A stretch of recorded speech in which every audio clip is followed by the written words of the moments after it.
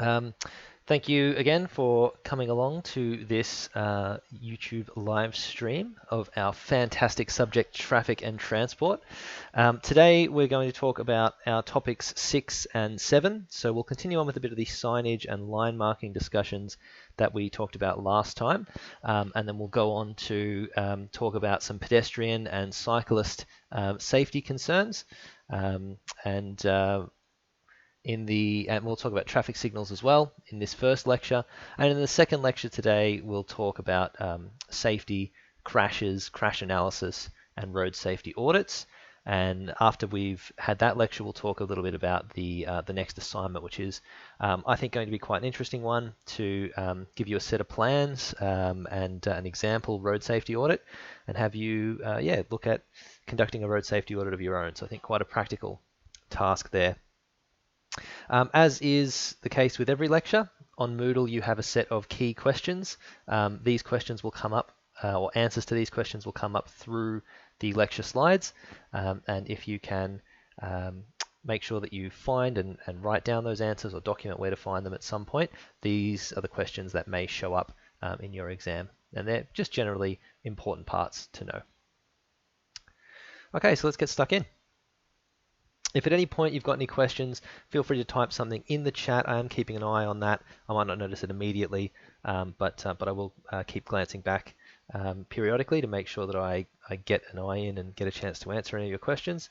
I've also got an eye on the Discord channel, but typically I've got that window minimized, so I won't be checking that as frequently. The YouTube comments are the best place to make any responses there. Okay, so previously in the last lesson we talked a little bit about signage and just quickly about the main types of signage, so tourism signage, route guidance signage, we have advisory signage and regulatory signage. So we're going to go a little bit further into some of the uses and details around this topic. So we have this concept of a traffic control device. And traffic control devices are basically everything that you see on the road. So they include signs, signals, pavement markings, so stop lines, give-way lines, center line marking, edge line marking, all that sort of stuff. Traffic islands, concrete islands, painted islands, and any other device that might be installed with the approval of road authority. So we could have speed humps or chicanes or any of these other type of things. So in our subset of traffic control devices, we have major traffic control devices and minor traffic control devices. So the major difference here, or the big difference between the two, is that major traffic control devices, these are devices which have some legal weight. So we're talking about things here like speed limit signs. We have stop signs, give way signs. We have other things like hook turn signs, no right turn signs. All of these things have a legal weight, and failing to adhere to them is going to give you some kind of fine or some sort of repercussion. And typically it's a repercussion because there is a safety risk with not observing the signs. And in some cases it's just not physically possible. There might be a right turn banned because it's not physically possible to get a vehicle to make a right turn at a particular intersection. Minor TCDs are defined as not major traffic control devices, and another way you could look at that is basically any traffic control devices that are not legally enforceable.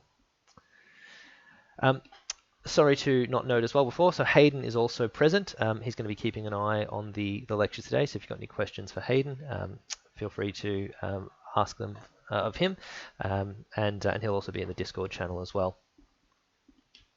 And on this sheet as well, we have our first question in the key questions document. So what are major and minor traffic control devices?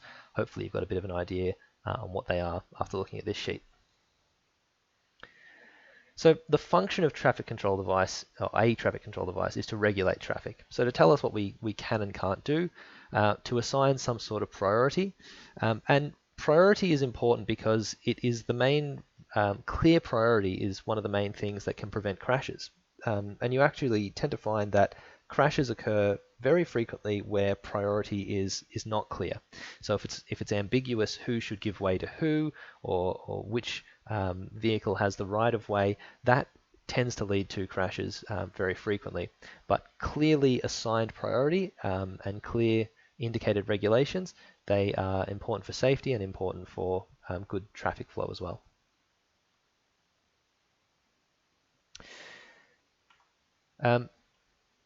Another function of a traffic control device is to warn and inform motorists of some hazard or regulatory control ahead. So we might have an intersection ahead sign, traffic signals ahead. We might have road workers ahead signs. So these give us warnings that there are temporary hazards. They might endanger motorists or workers. We might have signs like rough surface or tight bend. And all of these give the drivers some sort of indication that they need to take a particular step to ensure their maximum safety on the road. So whether that's slowing down in approach to a tight bend, whether that's making sure that they are aware that there's a rough surface. Maybe they've got animals in the back of a truck. Maybe they've got material that's strapped to the back of a moving vehicle. So we've got pianos or I don't know, furniture or something. You see a rough surface sign and you might slow down a bit more if you have those types of loads which have the potential to move around a lot.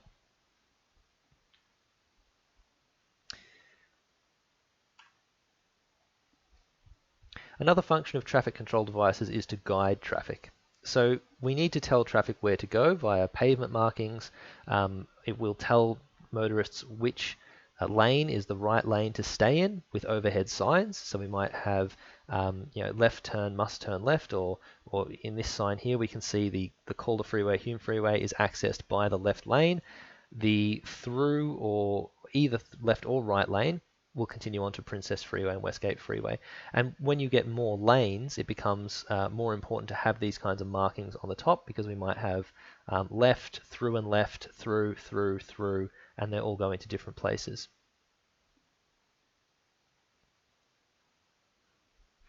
Now we have quite a few design considerations for road signs, quite a few different things that we need to think about when sizing, positioning, and applying our road signage. One of the major ones is we need to give an adequate response time for the driver. So this means that the sign needs to be visible from a large enough distance ahead of, or the sign needs to be placed appropriately before any kind of hazard or any kind of decision point that the driver needs to think about. So this gives us a good thought into the size, appropriate size of letters, size of signage, and the visibility of the sign in general. We need to make sure that any symbols are adequately sized and are properly visible. And we need to make sure that the driver is clearly able to see this without needing to take their eyes off of the road or to obscure their vision of other potential road safety hazards like braking traffic in front of them. So we really want no head turning. We need to make sure that the sign can be visible just passively as the driver is passing. A few other things here, it just makes sense in terms of good visibility. So a contrasting background color. So we have our speed limit signs are black on white, and it's retroreflective white with a red ring. Very contrasting, very standout colors. Our warning signs are black with yellow. So they all designed to give a really good standout. And our direction signs, even the white and dark green, they stand out quite well. We typically have signs on the edge of field of view or overhead. We want a typically normal to the direction of travel, so at 90 degrees to the direction at which vehicles are traveling, or tilted 5 or 25 degrees towards the driver. We want more than 2 meters from the edge of pavement, and this is mainly so that the sign itself doesn't form a hazard. We want also a fair bit of distance back from the edge of curb. We want a good height that the sign is above the crown of the road, so 1 to 1.7 meters above the crown, and this again is for visibility. The sign itself can block visibility, particularly in urban environments. Might block visibility of pedestrians or of cars coming in another direction, but a typical car has a roof height of 1.3 to 1.5 meters. So if we're at 1.7 meters above, we should be able to clearly see approaching pedestrians. The pedestrian line of sight is also for the average human about 1.7, 1.8 meters. So they should have plenty of visibility of approaching cars as well. 2 meters above the crown if we've got curbside parking, again for that visibility issue, and 5.5 meters above the crown for overhead signs. Does anyone know? So crown, thank you for asking, Doug. So the crown of the road is the middle part of the road. I'll just quickly jump on Google and we'll pull up an image. The road has to drain off either side. Some of these images are probably pretty good. So for drainage purposes, the middle of the road is highest, and then we have the road falling away on either side, and that just lets water sheet off and run either to curbside drainage or to drainage pits or table drains or something that takes the water away, basically. So we call this highest point in the middle of the road, that's the crown. That's the part which is the middle, the highest.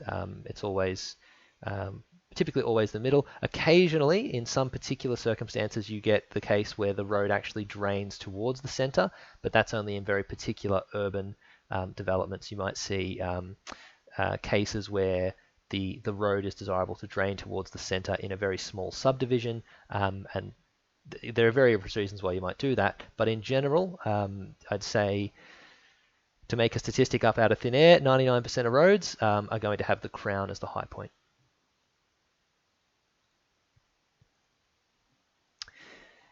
So I'll just quickly ask, can you let me know in the chat, we've got this other requirement, be more than 5.5 meters above crown to the bottom of overhead signs. Does anyone know how tall a typical like B double or typical heavy freight vehicle is in Australia? Just let me know in the comments.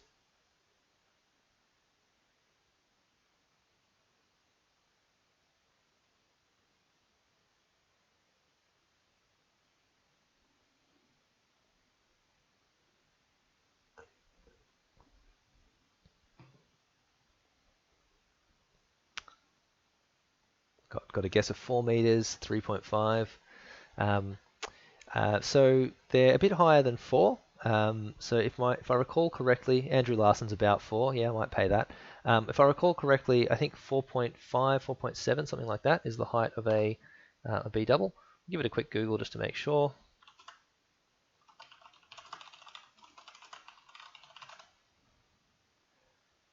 Uh, 12.5 meters long, 19 meters high. Height 4.3 we've got here from the National Heavy Vehicle Regulator, so we'll take that. 4.3 meters. So that's for a typical vehicle that would be allowed to drive on any designated state road, so any B double or anything like that has the right to drive on any state road. But we do also get quite frequently oversized vehicles, over height vehicles, or over mass vehicles. So that 5.5 meter restriction, this is helpful for giving us additional clearance to those. And this also applies to bridge structures and anything new that gets built. It needs to be higher than the typical vehicle to allow for deviations in height and to prevent nuisance collisions. So we really don't want someone floating an excavator. Yeah, Hayden's got it at 4.3, thank you. We don't want someone floating an excavator, a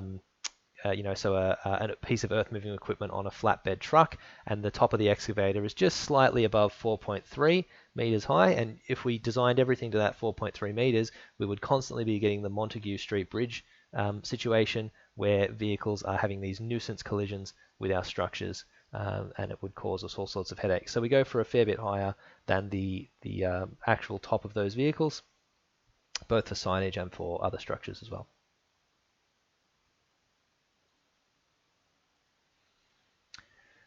All right, regulatory signs. Let's have a bit of a discussion about these. We've got your question 2. What is the purpose of regulatory signs is coming up. So the purpose of regulatory signs is to inform motorists of statutory requirements, so inform motorists of legal requirements. So this might tell us who has priority at an intersection, it might tell us what the speed limit is, it might tell us which vehicle movements are prohibited. Regulatory signs also extend to things like parking. So this is another legal or statutory requirement, is how long and what kinds of vehicles can park between different time periods in different parts of the road. An interesting point as well, the parking signage to be enforceable needs to be within 15 degrees of parallel with the road. If the parking signage is, say, twisted at 90 degrees or even 30 degrees, you can contest a ticket based on that because it's not appropriately put together, not appropriately angled in the proper standards. We can have regulatory signs that apply over quite a considerable length of road. So we might have 110 kilometre an hour signs on highways that are advising us of the speed limit, but we might not see any other sign other than that 110 for a long period. So a repeater sign, or something that reminds us that we have this particular enforcement in place, is a good thing to have. And there are designations in Australian standards as to how far apart different speed limit signs are allowed to be, how far apart different regulation signs are allowed to be as well for particular cases. So we also have a different location for most signs depending on their purpose. So if we want give way signage, we'll typically have that quite close to where drivers need to give way. If we need to give advance notice that a give way sign is approaching, say on a high speed limit road or where there's poor visibility, a give way ahead sign can be used. But in other cases, we might want some kind of no left turn ahead or no right turn ahead signage at a reasonable distance back before intersection so that drivers can make appropriate decisions on their lane choices. And we might also have a sign or line marking right at the point where the regulation is required. As I mentioned before, for stop signs, for instance, is very much right on the holding line.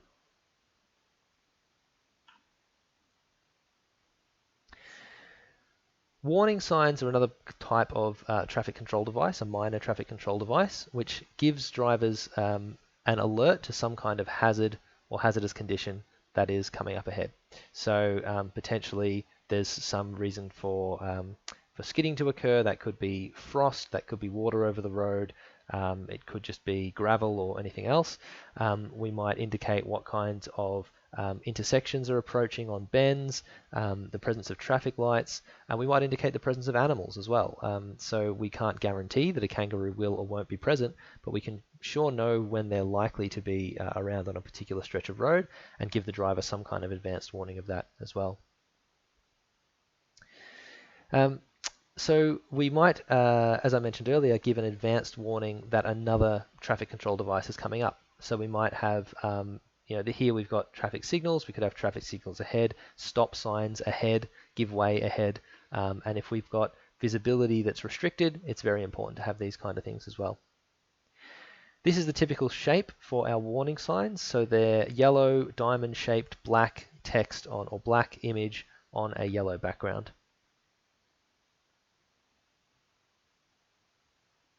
And these signs also, including the yellow speed limit signs, they're not legally enforceable. They simply advise that there is some kind of advisable action to take or some advanced caution to take.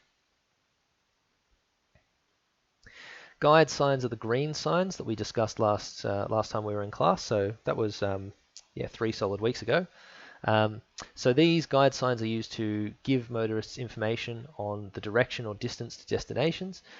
So we might have, if you've travelled on the Western Highway to or from Ballarat and Melbourne, you would see signs telling you that Ballarat is 81 kilometres away, then Ballarat is 60 kilometres away. And it gives you other indications as well. It tells you the distance to Bacchus Marsh, Ballan, Ballarat, Ararat, Horsham, and even Adelaide. So all those distances are giving you an indication on how much further you've got to travel. We might also provide directions to roadside services. So we have advisory signs that tell us that there are rest areas up ahead, that there are places where you can camp, park, there are toilets, there are service stations, and there are food facilities as well. So, as much as it's a private enterprise to have a McDonald's and a BP operating on the side of the road, it's also an advantage for motorists to be able to know that these things are coming so that they get a chance to lower their fatigue, have a rest, have something to eat, use a bathroom, and then get back on the road. And actually there's spacing strategies that are put together by the state government, so Vic Roads or Regional Roads Victoria manages the spacing of particular rest facilities, and will identify gaps in the network, and will then attempt to encourage or allow development of a particular site where a traffic stop is considered economically beneficial and beneficial for safety. And we don't want sort of one service station every 5 meters along the highway. We want to make sure that we're not overburdening drivers with too many entry and exit points, because the entry and exit points are themselves a hazard, a potential for a crash. But at the same time, if we've gone 40 kilometers without anywhere to pull over and get a coffee, that's also not a good thing. So having those sort of things appropriately spaced is another good outcome for the state. Now, when we design these guide signs, you might not have thought it before, but all of the guide signs are individually designed. We have to think about the spacing, the height. They're not sort of a template exactly that's put together. But we need to consider that the text is appropriately legible. It needs to be large enough for drivers to read, and we need to control the amount of information on them so that we don't want too much information, because drivers are moving at high speeds, quite often in high volume areas. So there's a lot of attention that is demanded of drivers just to stay on the road and to drive safely and to drive to the speed limit. We can't burden them with too much text on roadside signs as well.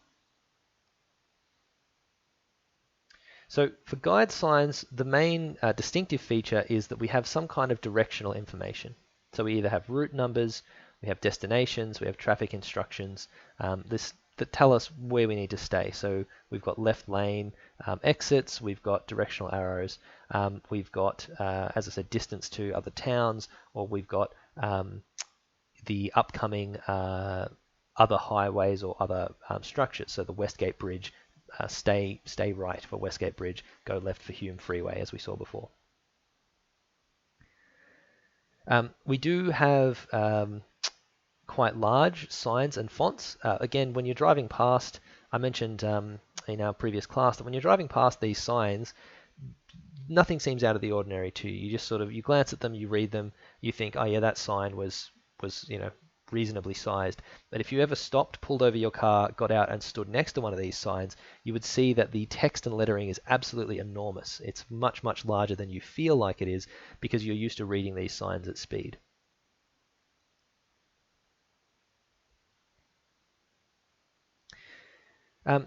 We've mentioned before the concept of our national routes and national highways. So while highways also have names, we've also got numbers that we can assign to them. And directional signs typically have both. So we might tell us that we are coming up to the Pyrenees Highway B220. I'm sorry, Sunraysia Highway B220, or that we're coming up to the Western Highway M8, or the Princes Highway A1. All of these things information will be provided on these signs, and it will tell us how far away we've got to go as well. It might tell us that we've got the Princes Highway exit in a couple of kilometers, 2, 3, 4 kilometers, and so on. So again, particularly if you're navigating an area that you're not used to, these are very helpful to provide information to drivers ahead of intersections so that they know where they need to be in order to successfully navigate that intersection. And also, once we've passed an intersection, we want to let drivers know that they're on the right route. They didn't miss their exit. How many times have you been driving along, particularly if you're heading to an area that you're somewhat unfamiliar with, and your GPS says, okay, take this exit. So you think, was it this one or was it that one? Because there's two within 200 meters of each other. So you take the exit and then you ask yourself, wait, was this the right one? And quite often there are repeaters, particularly for heavy tourist routes or heavily trafficked routes in general, that tell us, you are now on the M8, you are now on the A1, and you say, yes, okay, I'm heading to Ballarat, I know where I'm going. We will typically have some kind of a plan or a scheme or some arrangement, some documentation that tells us how the directional signage should be used, and how we want to use directional signage across a town. So Ballarat has a signage strategy that tells us where we want particular signs to direct people towards different parts of the town, depending on where they're coming from. So do we direct people towards the Western Highway if they're coming from the Glenelg direction, or if they're coming from the south? Do we tell them where the major shopping centres are? Like, all of these kind of things go into these direction sign strategies, and when intersections or plans are put together, those sign strategies are checked and referenced so that we make sure that we have something that across the whole network in a city functions well and helps to direct drivers where they need to go.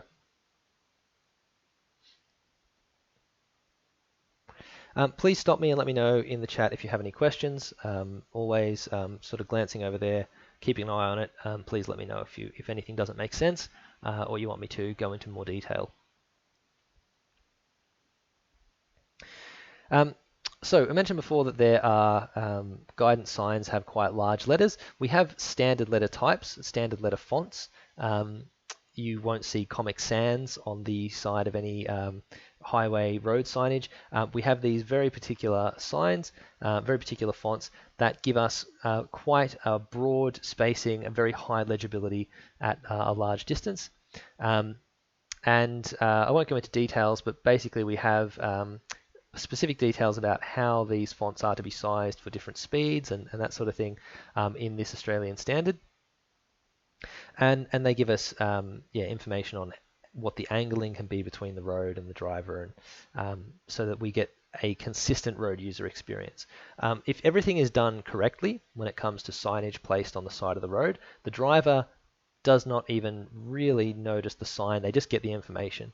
If you ever find yourself going, gee, that sign's a bit hard to read, or gee, that's a big one, you probably find that the sign has not been sized or positioned appropriately. But if everything's done right, you just get the information, you go, all right, 50 k's to Ballarat, and you don't even think twice about it.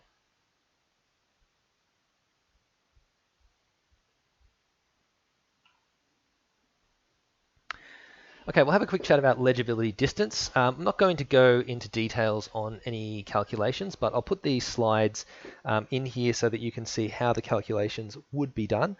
If you ever need to do this calculation again, which, look, I think it's reasonably unlikely, there'll be a pretty small number of you that might ever find yourselves in this position. You'll probably have some kind of company spreadsheet or something that you'll be able to use to work these things out. But in general, this is how the principle works. So we have a driver sees a sign at a certain distance, and after they're constantly traveling at speed. So once they know that the sign is coming, a certain distance past that point, they begin to read the sign. And after they have traveled towards the sign, at another certain distance, they become outside of a comfortable angle to read the sign, and they've finished reading it. So we have overall this legibility distance. The driver needs a certain portion of that legibility distance. We call it about 1/3 of the legibility distance to observe or scan the sign. Then the driver will read the sign, and for the balance of the distance to that sign, we then have this trigonometric function that tells us, based on the spacing, how far off the road the sign is. We get a function of basically how much distance before the sign is considered not readable. So we've only got this period in between seeing the sign and deciding to read it, and the sign becoming too far outside of visibility in order to be able to read that sign. So we've only got the space in between. Thanks, Hayden, for pointing out the library access to Cyglobal. Yep. So there are a couple of standards that I will or that we will use in this class. Particularly, we've got Australian Austroads guides to road design.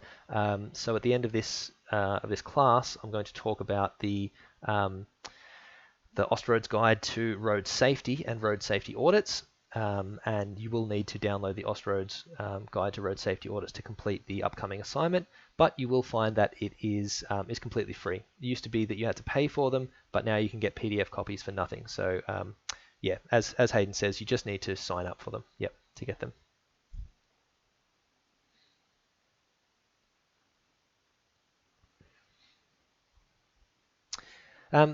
So while we're traveling, while we're trying to read a sign or a place name, we need to understand how much attention it's going to take for the driver to be able to read the sign, and how long it's going to take. So we have some typical numbers that have been calculated from some studies, some research at Melbourne University, that tells us basically, based on the number of words, so how many words do we have in a vertical stack, or how many words do we have in an arrangement, we are able to come up with an equation that tells us how long it takes drivers to read the sign. So if I go back to the previous slide, if we need a certain amount of, if we have a certain amount of distance over which we can read the sign, and we know the speed limit, we can convert that to a time. And from here, if we know the number of words that we're going to try and put on the sign, we can work out the time, we can translate that back in a distance, and we're able to ultimately use that to work out how high we need to make the sign, how far off the road does it need to be positioned, and how tall do the letters need to be so that it's appropriately legible. Here if we've got an example where we need to find a particular place name. So we've got a 7-letter place name on a sign comprised of up to 8 words. So maybe we've got Ballarat, Balan, Bacchus Marsh, Melton, and we need to pick out the one that we want. The time taken to locate that place is 0.25 n, where n is the total number of words. So if we've got, say 6 words on the sign, and we're looking for one word, Ballarat, it takes us 1.5 seconds to find Ballarat and read across to the distance to Ballarat, for example. So if we've got that same formula, so 0.25 seconds per word, we've got 6 words, that's 1.5 seconds. If we then multiply by our velocity in meters per second, this tells us how much distance is traveled while we're trying to read the sign. So that's sort of simple as it is. It's with our basic physics, I can't remember if it's kinematics or basically the study of distance, speed, and time. We can use those formulas to find out how far we're traveling. And that lets us then know, basically how big we need the sign to be. So we've got our question 3 in the key questions document. How does the design speed of a road affect the needed size of signs? So it's all coming back to, what we're showing here, which is that the distance that we are traveling while reading the sign is a function of the speed on the road, and we can see an even greater relationship, I think, on the next slide. So if we want to find our legibility distance, look, I'm not going to ask you to use any of these formula, but these you could plug values in here if you ever find yourself in the need of performing these calculations in future. How far off the road is the sign? What is the number of words on the sign? What is the velocity? Once we've solved for 2/3 L S cos cotangent theta, plug that in here, and we're able to work out our side-mounted or overhead-mounted sign legibility distance. And the legibility distance, if we go back to AS 15, or was it back here, 1744. If we go back to 1744, this will tell us how far away these signs are considered to be, or these fonts are considered to be legible.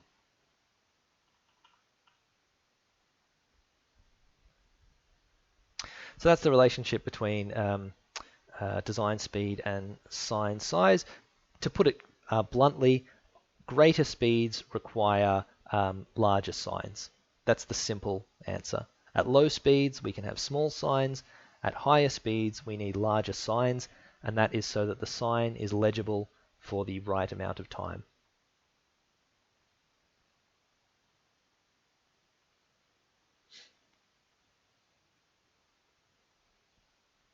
So we've got, here we go, some legibility distances from AS 1744.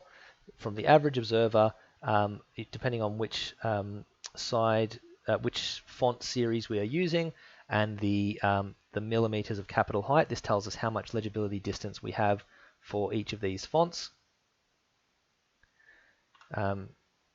So you can see that as we're going up the scale from CDE, we're getting more legibility distance per millimeter of capital letter height.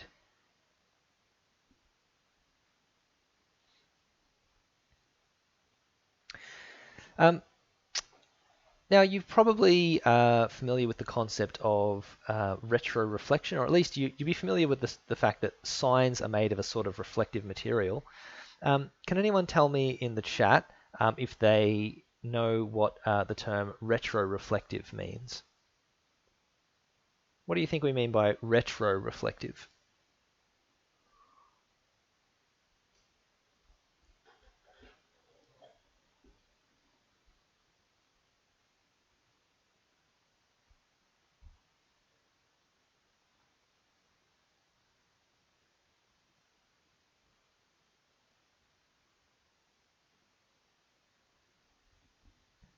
So we've got one comment that's reflects light, which is true. Yeah, it does reflect light. Why not use just the term reflective then? Why do we say retroreflective?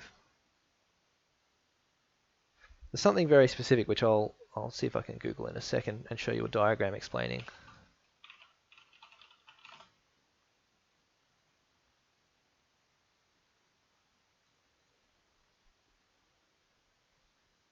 Old school reflection.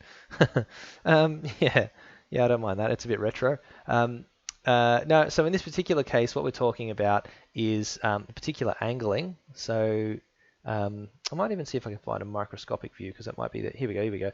This is a good one. So if we have a plane, of course, Wikipedia, that great series of knowledge. If you picture a cube, and on the inside of this cube you have three mirrors, so all three faces of this sign are reflective, then anytime light comes in from any angle, it will be reflected 3 times, and it will come back towards the observer. So we go in, bounce, bounce, bounce, and we come back towards the observer. It doesn't matter which angle the light comes from, it comes back to the initial place that it came from. Now this is very useful on road signs and in lots of road infrastructure because headlights are very close to the driver's eye height, and so if we have signs or we have retroreflective pavement markers, so those little bump cat's eye looking things on the side of the road or the middle of the lane lines on the road, those are designed to they've got lots of these tiny little prisms type structures on the inside, prism mirrors that bounce light straight back towards the driver's eye. And we have actually the same material on road signs. So we can make this material that wherever you're pointing the light at the sign, it will come back in the same direction. In a sort of microscopic structure, we can have this thing, so you can't even really see any surface indentations. It's not a rough surface. It's a smooth looking sign surface, but nevertheless, it reflects light perfectly back towards the observer. Oh, I was going to say get a laser pointer and try it out, but you probably shouldn't be using laser pointers around traffic, so maybe don't do that. But take my word for it, a torch perhaps. You'll be able to see just how well these things reflect light back towards the observer. So we definitely want signs to be able to be read in all conditions. So we want low light, we want inclement weather. So that means inclement means bad weather, so raining or foggy or anything like that. So we need to make sure then that not only do we have the right size and the right position for the sign, but that the materials used for the sign face are the right kind. So we tend to use retroreflective signs, and we may even use a sign that has special illumination. Lots of signs in Melbourne, where budgets are high and volumes are also very high, have permanent illumination on the sign, external lighting, so that you can read it in any conditions.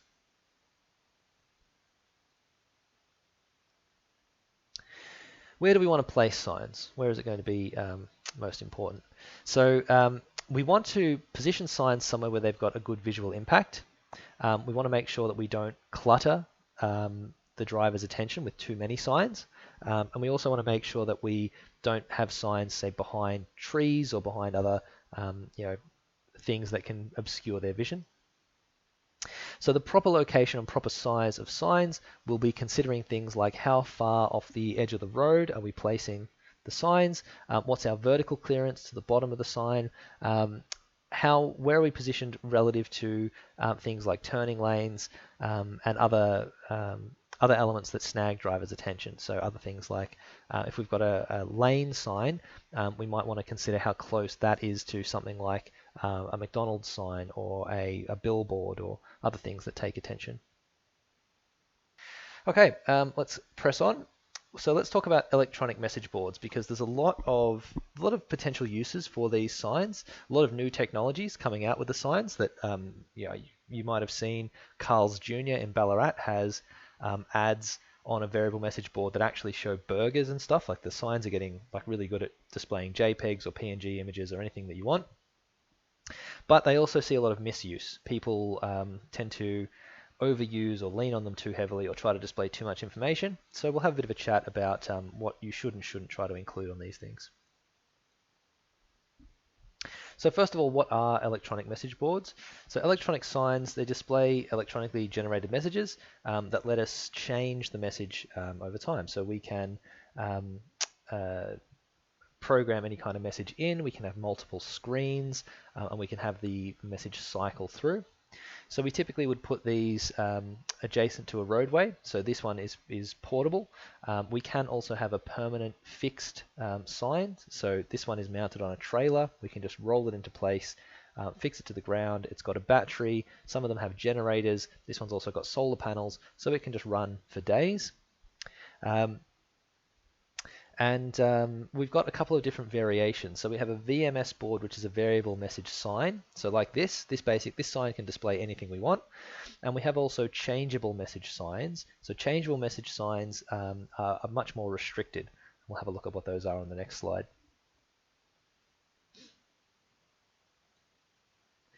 So VMS, we have unlimited variable information on a VMS board. We can display anything we want, including non-word based discussion. So as I said before, we can now have images, even color images. I asked someone at a presentation of a new kind of VMS board. They said it had a refresh rate measured in the milliseconds. It had a full, I can't remember if they had 16 or 32-bit color range across the whole thing. You could program anything into it at different sizes. I asked them if you could play Doom on this VMS board, and they said that you could. So that gives you an indication of just how good these things are getting. Mind you, that's Doom 1993, not Doom 2016, but still, we'll get there one day.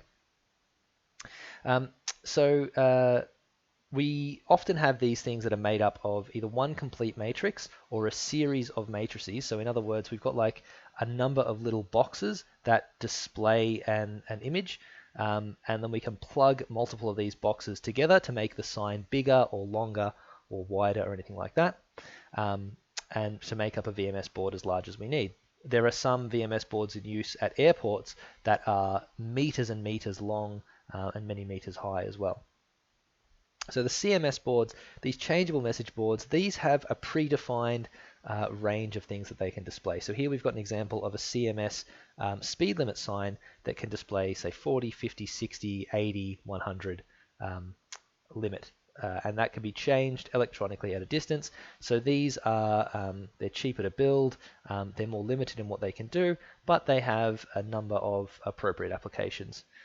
So if we're somewhere along a freeway or highway in Melbourne, we can use signs like this to help to break up traffic congestion by slowing traffic before it gets to a point of congestion. So sometimes you might be on the Princess Highway or the Hume Freeway or anything like that, and you might see no signs of distress, no traffic accidents, nothing really to worry about, when suddenly the 80 sign goes to 60 or 40 electronically. And the reason that's happening is because somewhere ahead of you, maybe many kilometers, 5 or 10 kilometers ahead, there's been a bunch up of traffic. So someone has overcorrected, similar to the video that we watched a couple of weeks ago, showing a small overcorrection leading to a breakdown in traffic flow. So if we kept feeding vehicles in at the same rate, then that breakdown in traffic flow would keep moving backwards and everyone would go slower. But if you slow vehicles before they get to that point, then you're able to diffuse the breakdown in traffic flow. So that's why we have, one of the reasons why we have these signs, and one of the reasons why they can be quite effective. So VMS boards, we have so many applications for these. They're obviously used in traffic management quite a lot. They're used by the state road department and local road departments to advise the public of what is happening on particular intersections, or to advise that traffic works are coming, they're planned, or they're up ahead. So a number of different applications. We can advise of the duration for work. So we might say road works planned from May through to June. We might say that there are lane closures next Tuesday, the 12th of May, delays expected. So we can give people advanced warning that there's going to be something to do, and that gives us a lot of freedom with controlling messaging and still scheduling roadworks to occur in a safe and efficient way. So there's a number of different descriptions here on things that we can use. I won't read through all of them. I might just highlight a couple in here that are pretty good. So we've got speedometer check signs as well as another interesting one. So you might have seen signs where you drive past a detector point. It might tell you, the road work ahead, 40 k's an hour is the speed limit. And you drive past this sign and it tells you 39 kilometers an hour. Well done. It thanks you and thanks you for doing the right speed. Or it might say 42 kilometers an hour. No good. And it puts up a big angry face emoji. Those signs are actually very effective, especially if they give people the positive feedback for doing the right thing, telling them, thank you, you drove under 40 k's an hour. They're much more effective than telling people to do the wrong thing. Do both CMS and VMS hold legal weight? CMS absolutely do, especially the ones shown here. This is a regulatory sign. A VMS board, I would say, no. I don't think that you could put a particular message on a sign and then say that's legally enforceable. You wouldn't be able to use it on its own. So if you used a VMS sign and you said 40 ahead, without also having 40 signs for workers, as Hayden said, on its own it wouldn't be enough. But you would need also to be part of a broader system that has repeaters or has the other kind of white, red, and black speed limit signs that we would otherwise see. As I said, there's a lot of items in here. Please let me know if you want to hear about any in particular, but I think they're reasonably self-explanatory, so I'll just go on to the next slide. Now, this is quite important. It's your question 4, because I see this overused a lot. VMS boards, the messages on VMS boards should be limited to 3 lines of text per screen and only 2 screens. So this is a good example. Workers present ahead, speed reduced next 3 miles. If we try to put on more than 3 lines of text, or if we try to put in more than 2 screens, particularly if we try to go to 3 screens, or God forbid 4 screens, that just tends to be way too much for drivers to read. Drivers don't get the whole message on one pass. You need to be able to have this sign in such a position where you can drive past it, and in going through just once, you get all of the information. And that really only happens if you have a total of 2 screens, and especially if you, especially 2 screens, and then ideally you would only have 3 lines of text on there as well. Quite often people try to jam in way too much information, and it's just not effective.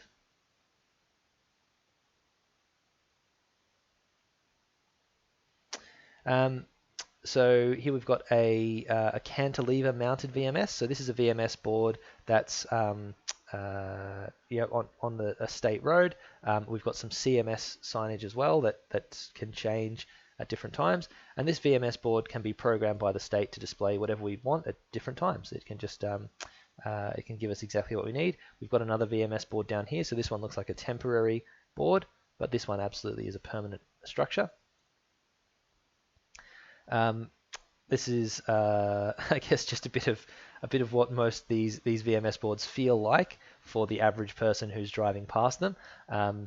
Typically we'll have requirements in any kind of roadwork. So the Regional Roads Victoria, customer engagement strategy, or the community engagement strategies. Typically, we try to give people at least a week's notice if there's going to be any lane closures, particularly for a busy road. So you might have a sign up for a week, and then the roadworks start and the signs are still up telling people how long they'll be going for, and you still get people calling in to complain, and that they weren't notified. So it's you can't really win, but at the same time, if you notify the vast majority of people with a system like that, it does tend to improve the way that people feel about the roadworks. This is quite a recent one for obvious reasons. We have some pandemic messaging. So right now, one of the best things that we can be telling people to do is to stay home, and that messaging is being used on this overhead display message. I think this is from the States because people are driving on the other side of the road. So, okay, let's jump in and have a chat about line marking. We'll get into this next topic. Again, I'll just have a quick check for how many slides we've gone through. Very good. Okay, so when we talk about line marking or pavement marking, what we're meaning is everything that is painted on the road. So all the lines, all the symbols, the little bicycle symbols or truck symbols or bus symbols, all the patterns. So whether that's a chevron pattern, by chevron, by the way, what I mean is, no, not that one. Chevron is like this. These things here are chevrons. This is chevron marking. So, yep, all the chevrons, all the numerals, so numbers, basically anything that we have set into the pavement. In Ballarat, we have red pavement marks, and I might go to Nearmap and find some because I think they'll be up to date on Nearmap. We have red pavement marks in particular parts of the city. So this red 40, this is a particular kind of treatment. The red zone is to tell you are entering a 40 zone, and it is across all the entries to this major block. There's another one. There's another one. It goes all the way around, cordoning off one part of the town as a 40 zone. So I think then we go up here and yep. So all of this center part of the Ballarat CBD, the whole center of the CBD is a 40 zone, and that has been controlled in part with pavement marking. So that's part of it as well. So line marking is a big part that we think about when we think about, obviously, marks on the pavement. Line marking is a good way to guide road users as to where they should stay. The road markings are always going to be in the driver's field of view, which is one big advantage of them. And if you've ever seen a particularly wide, unmarked stretch of road, there are many places where there's a wide area of bitumen or wide area of asphalt that doesn't have line marking. If you ever find yourself on a road like that and there's a car coming the other way, you might find yourself going very slowly because you're not exactly sure where you're meant to be. But the line marking tells us very clearly, this is my lane, that's my left lane, and that's my right or my medium lane line. And you know, if I stay in this lane and the other person stays in their lane, happy days. We're not going to have any trouble. So line marking can be used with other signage. It can often act on its own. Line marking can be legally enforceable on its own. And line marking is especially important these days for self-driving vehicles to read the road. So there's lots of roads throughout the state that are well line marked, and there's lots of roads throughout the state that don't have line marking. And one of the biggest things that we would like to see is for all of the roads that don't currently have line marking to at least have an edge lane line and a center lane, because that will tell a self-driving car where they need to sit. And if we can do that, it means that self-driving cars can massively improve the safety on those roads which are very low volume and are too costly to install road safety barriers on. But a lane line is quite cheap. The problem is that a lot of those roads that don't have lane lines are also too narrow to have a left lane and a right lane, or a north lane and a south lane. They're actually maybe only a 4-meter seal. So you can't have two lots of 2-meter wide lanes, not if that road is going to have 2.5-meter wide trucks on it. It just doesn't fit. So, you know, as much as we would like to just put on cheap lane marking, one of the challenges is finding a way to maybe get a self-driving car to just read a center lane line. In fact, there's been a case study done where a Tesla vehicle was driven by our regional director or not by a regional director, by a friend of the regional director, around on some narrow seal roads. And these roads only had a center line. So the vehicle knows, okay, there's only a center line.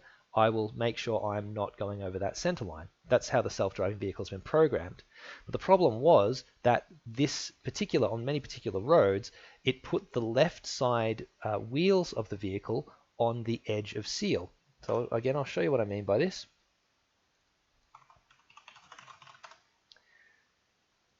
So you can see here, this is some edge brake on the road.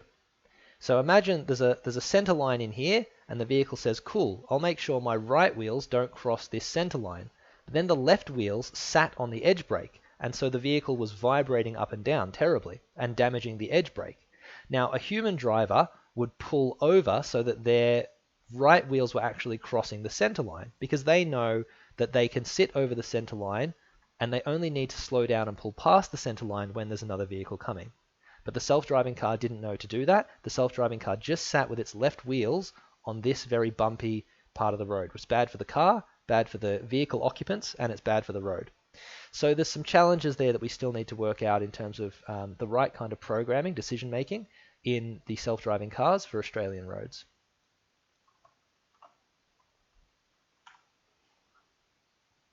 Now, pavement markings are essential for effective traffic management. They're absolutely essential. It's one of the simplest and best tools that we have in our road engineering toolkit. There are some limitations as well. So marking does require maintenance. No pavement marking lasts forever. There are several varieties of marking, which we'll talk about shortly, some of which only last a very short period of time, relatively speaking, and some of which last a much longer period, but all of them will eventually break up and crack. Markings can be obscured if we have dust or snow, rain, grass clippings. If we've got anything like that on the road, they're going to tend to make it harder to read what's happening with the line marking. And also, if we have road markings that we need to change, so here we've had old road markings, we're doing something with the side road, and we've painted over the old lines. So we've painted them over with black. Asphalt is nearly black. Black paint, yeah, that should do. It'll cover the white. It's very bad. It's a shiny, so the black is a shiny surface which can look like a line when it's wet, especially if the sun is low in the horizon. It's very hard to tell exactly where you should be sitting. The black paint can be rubbed off by car tires, and then it exposes a white line anyway. And self-driving cars in particular misread these lines. They think that the paint is a line, even though it's black, and humans are able to distinguish sometimes. Self-driving cars find it a lot harder. So the right thing to do to remove markings, they need to be ground down. Now, a lot of the time, people don't want to grind the lines down, especially if it's a private development. So you might have to, if you're building a new subdivision or something and you're constructing a turning lane, you'll have to change some existing line marking. Ideally, you should grind that down, but line grinding is expensive, much more expensive than painting over. So you often get private developments trying to push for painting over the line, and road authorities pushing for grinding the lines down. And that's a constant struggle that goes on, but absolutely the best thing to do is going to be to grind them down, because if it doesn't get done when the sort of subdivision work is initially done, the state will have to pay to grind it down later anyway. And also, if we have too much pavement marking, too many large areas, or if we have the wrong kind of surface on the pavement marking, it can give us traction problems. So we can have problems with vehicles skidding or losing control. So we've got question 5 in your key questions is, what is the relationship between line marking and self-driving cars? I hope you can now answer that. And we've also got question 6, if line marking needs to change, how can old lines be removed and what should not be done? So I hope you can answer that one as well. To make sure markings are appropriately visible, we need to make sure that they're in the right presence or in the right locations. And we've got some things that can affect the visibility of those lanes. So crest vertical curves. So if we have a curve which is as you would have over the top of a hill, those crest curves are particularly they make it particularly hard to read line marking. If we have vehicles will obscure line marking. So we might have trucks or even just passenger vehicles where it makes it impossible to see what the line marking is beyond the vehicle. If we have horizontal curves in the road or roadside trees and earth batters, again, we can't see a great distance or can't see through trees, we can't see through earth batters, so we're not going to be able to see the road markings on the other side. If we have words, like here we have form 1 lane, or depending on how you read it, lane 1 form, this text needs to be stretched quite a lot. It needs to be much longer so that we can actually read the text from driver's eye height looking at the road. And here again, the order is reversed. It's common practice to put this for 3 words at least, to put this in reverse order. Form 1 lane, you read it first, then second, then third. I'm not sure about yourselves. I tend to find that when I'm driving, I always read this as lane 1 form, but that might be because of my driver's eye height in my car. I've got a reasonably higher earth batter. What's an earth batter? All right, let's go on. So an earth batter is what we have when we've made some sort of change in the earth structure. And actually, there's a really good example. Let's go to Google Maps. An earth batter is basically what we get after we've had to cut out the path for a road, and we've been left with some amount of change of height of the road surface relative to the surface next to it. 245 Dalesford Trentham Road. I think it's about here. No, that's not what I wanted. It's in here somewhere, I think. I'm not sure if I'm going to find what I want in this area. Okay, so we can see some small batters here on the left side of the road where we have cut. As Hayden said, we can either have a cut or a fill batter in different grades. So here we've cut on one side of the road. We've put the road through in this alignment, and we've had to cut down the earth to put the road here. And what we're left with is a batter on the side of the road. If we do this on the other side, we've cut here on the side of a hill, so the hill is falling down this way. So we have a cut batter on the right, and we have a fill batter on the left. So we basically got those changes coming across like that. I hope that's a bit clear.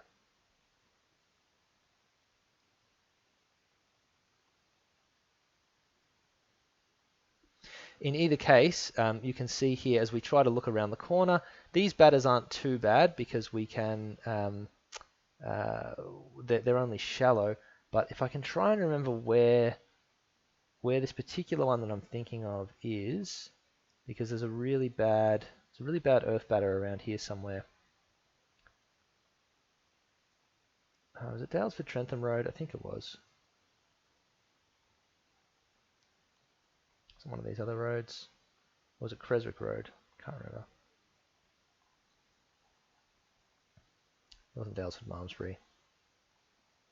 No, look, I can't quite remember exactly which one. There's some roads around here where we've got particularly steep batters around corners, and they make it very hard to actually see what's going on around the sides of the road.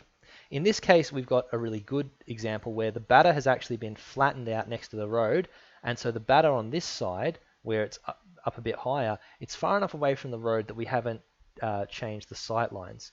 But if we're in another example, maybe it was 430 Dalesford Trentham Road. Yeah, this is it. Have a look at this one.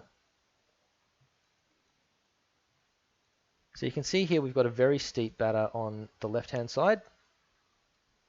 Now, we're currently looking at the top of a Google-mounted Street View vehicle that gives us a very elevated eye height. But if you can imagine, if you were in the left lane going around this bend, it would actually be very hard to see around this corner because we've got this really steep batter and we've got all of this vegetation that's grown out around the other side. So it's particularly tricky to make that view.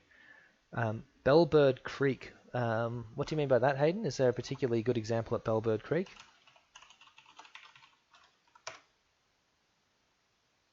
You there? Yes. Yep. Yeah. Bellbird Creek. We did some overtaking lanes there when I worked for Vic Roads, and they've actually must have updated their street view because the batters and stuff there are very steep. There was a lot of excavation to get that work done. They basically trimmed off the top of the mountain to make it safer for trucks. I hope I gave you the right coordinates. Well, you gave me Bellbird Creek, which, yeah, it So looks if you looks. zoom into down the bottom where the Princess Highway is on Yeah. that section, there's some track called Hippo Track. Ah, yes. Yep, I see that. So if you go to Street View around just a bit uh, around there, you'll see the construction zone, and if you go forward from there, you'll see where they've had to back the other way. Ah, like this Uh, way. Yep. no, the other way. Sorry. If you go that way, you'll actually be able to see how steep the batter was. So we've got a bit of a latency. So do you mean north or south? Um, the way you're now, oh, you need to go, but the other way. Okay. All right. Yep.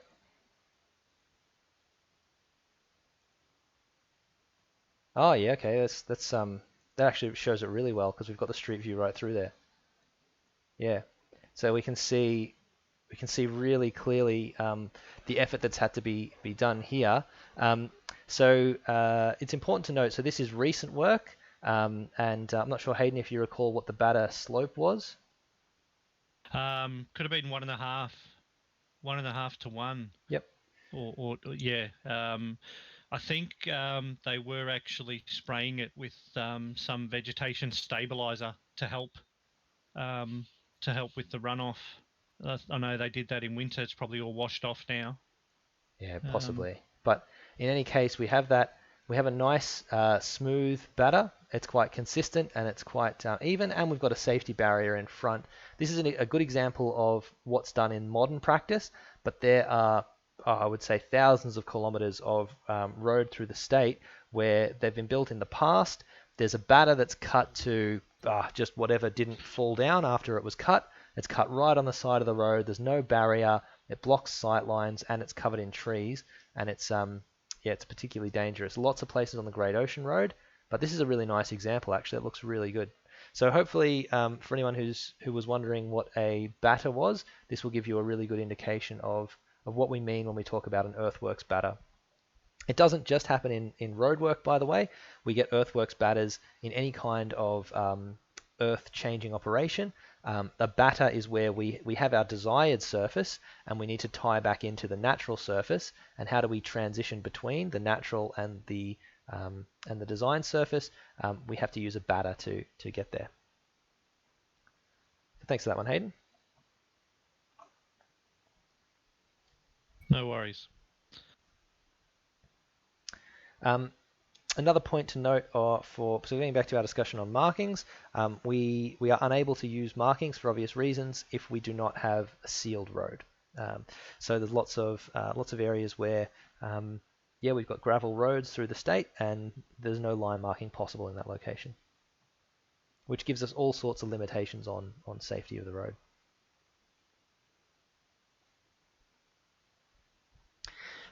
We've only got two main colours of line marking that's used in Australia. White is almost universal. White is what we typically use everywhere unless we have some other specification. And yellow we sometimes use for parking lines, special bays, so loading bays, bus bays, and we also use yellow for tramways.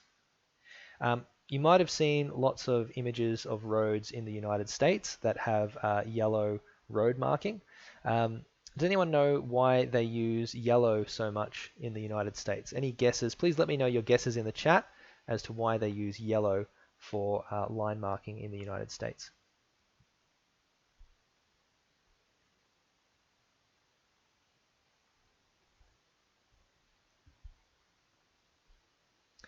Doug has guessed cheaper. Yes, the Americans are known for their their cheapness, but no, it's not cheaper. I don't know if it's more expensive, but I don't think that's the reason. Any other guesses?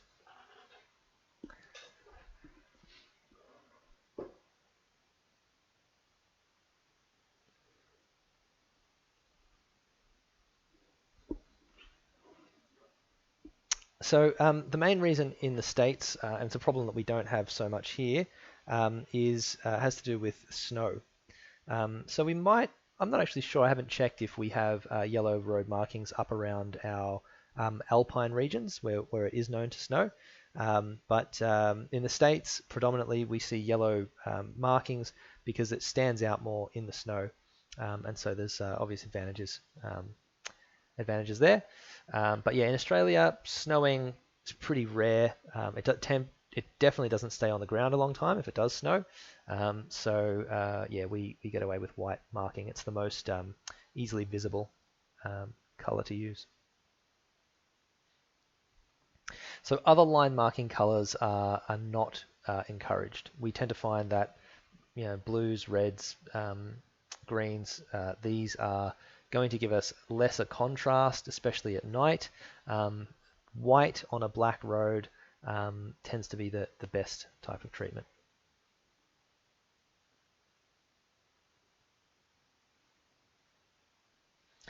All right, let's have a bit more of a chat about some of the materials that are used in line marking. So pavement markings in Australia, we tend to use waterborne paint, a solvent-borne paint, or a long-life thermoplastic materials. And that last one takes a lot of effort, but is one of the best. So the waterborne paint, we sometimes use it for line marking and road marking in a rural area.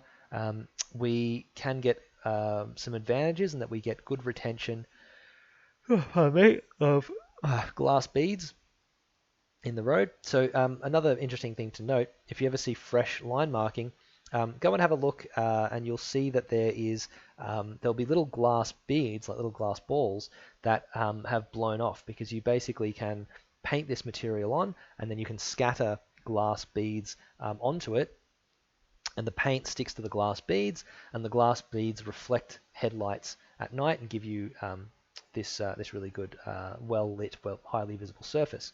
So you go and have a look at what they're like. They're seriously just like little glass balls. So this can give us some good advantages. The waterborne paint is also environmentally friendly and non-flammable. So we have some benefits there.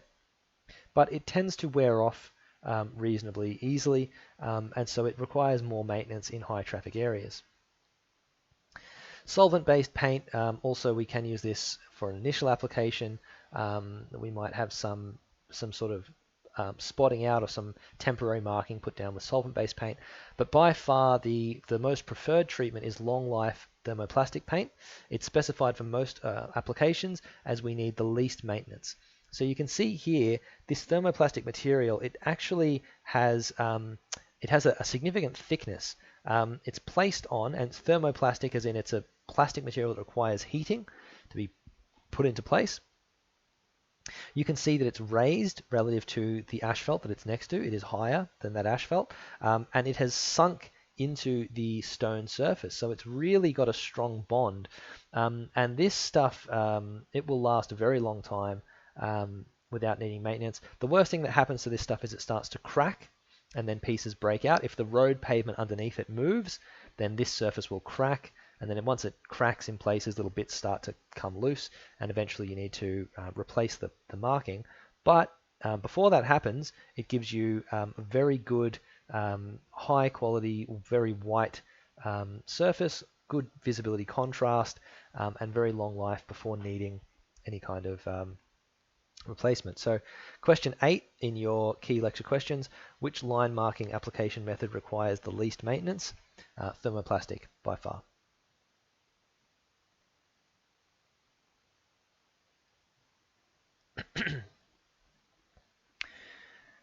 All right, so let's have a bit of a chat about some other kinds of lines. So we've got longitudinal lines, which are lines which run along the pavement. And there are a few different kinds of these which we can talk about.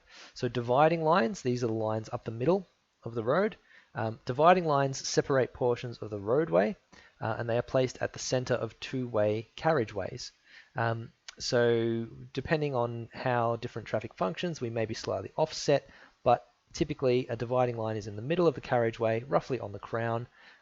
It's a longitudinal line, meaning it runs parallel with the road, and it divides the traffic. Another longitudinal line is a barrier line. So these barrier lines with two lines next to each other, these tell us that we cannot overtake. So the common usage is to create no overtaking zones on two-lane, two-way roads. We do this where we have limited sight distance or where we have other safety issues. So maybe we've got side roads entering, we might have property access or some other potential problems that are best protected with no overtaking. Or we could have crests, or we could have turns with vegetation. So for all those reasons, we might use barrier lines, and this is a legally enforceable treatment, which just requires two lines next to each other to provide. We would also use barrier lines if we're on approach to 5.5 meter width bridge. So if we've got some other kind of narrower bridge with different volumes of traffic.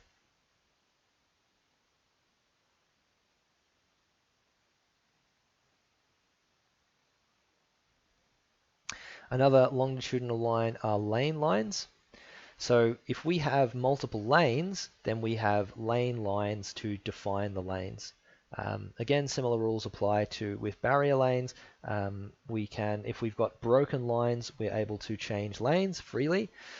You will have potentially you've noticed on the Westgate Bridge and on the East Link Tunnel, the lines are much longer and the gaps are much shorter. In fact, sometimes they have, I think it's a 6-meter line with basically just a few retroreflective pavement markers and then another 6-meter line.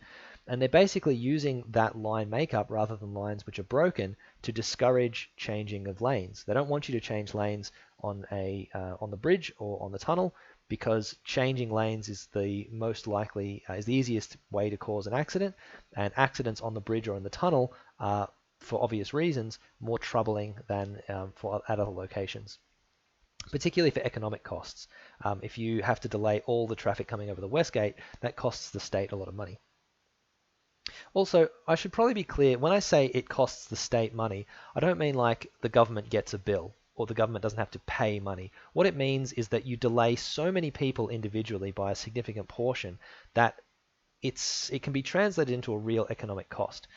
If you delay 1,000 people half an hour, then you can quickly do some math to say 500 hours by say $20 an hour per person.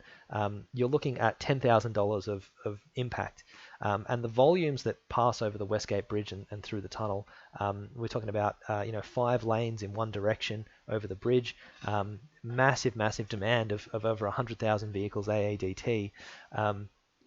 The potentials for delay there are absolutely huge. And if you were to delay, realistically, if you were to cause a congestion on the bridge, possibly dropping from 3 lanes down to 2, even if you cleared the bridge so that you removed your initial stuff up, as we discussed before, the restriction in traffic flow can stay much longer than the actual incident. So the crash might have occurred at 11 o'clock, but delays or bottlenecking on the bridge can travel through to 2 or 3 hours later. Oh, I've just bumped my chair into my wall. That's no good. Okay. All right, so that's lane lines. We have transition lines as well. So transition lines give us some sort of change, hence the name transition, a change between a longitudinal line of either a solid line approach to an island or a broken line, which is leading us away to some other lanes or some dividing lines. We typically would apply these transition lines around the edge line for an island. So this is a typical arrangement where we would have these edge lines transitioning with chevrons and then maybe a concrete island in here to really separate traffic. Transition lines are helpful to give us some sort of appropriate changes in the width of a carriageway if we have to widen a carriageway, but we don't want the lanes to be as wide because very wide lanes are confusing as to who should be where, then we use the transition lines to give us the shift in that area.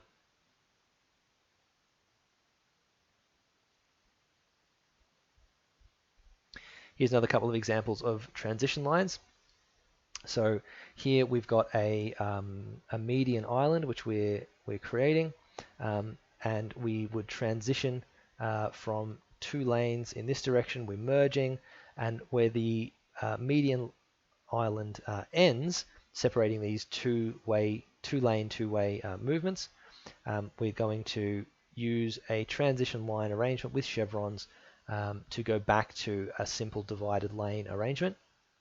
And here we've got a channelized right turn, and we use the chevrons and the transition lines to break the traffic apart before going into this separate lane to separate. This is a right lane, this is a through lane, this is a through lane.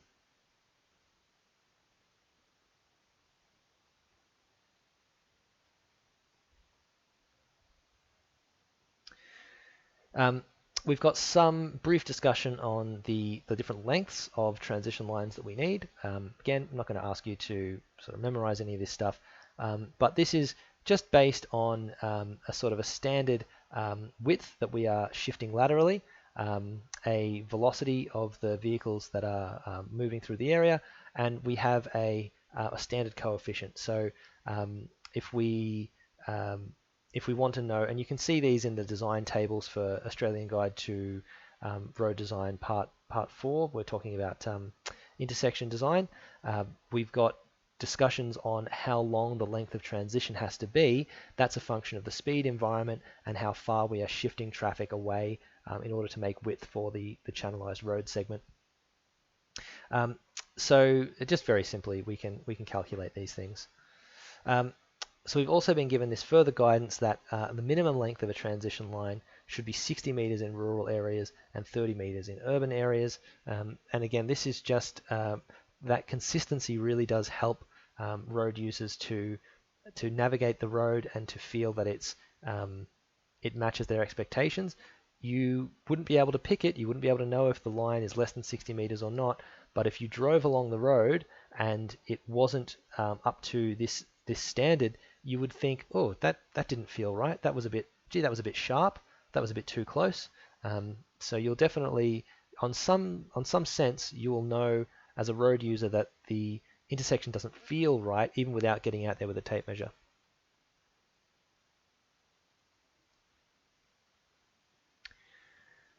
Continuity lines, these give us a crossable edge on a road. So here we've got an edge line which is also separating a bike lane, and we have a continuity line here which basically is saying that the road is still continuing. We still have the major road still has right of way, but this line is broken because vehicles are allowed to cross it from the minor leg. The minor road you can cross, or you can turn in, or you can turn out, or you can turn in from the major road into the minor. All of those movements are fine. The continuity line with the dashes, it indicates that we are allowed to turn over it. In fact, again, one of those other legal requirements, if we don't have the appropriate gaps in traffic, I'll go back to near map and I'll find a good example down, where is it, over here. So have those all been blacked out? Yes, I think they have. So we had some good examples with this one. Here we go. So you can see here that we have an exit here from this estate. So this service lane estate is one way. It goes down here, and then it pokes out onto the Glenelg Highway. Now the Glenelg Highway has median median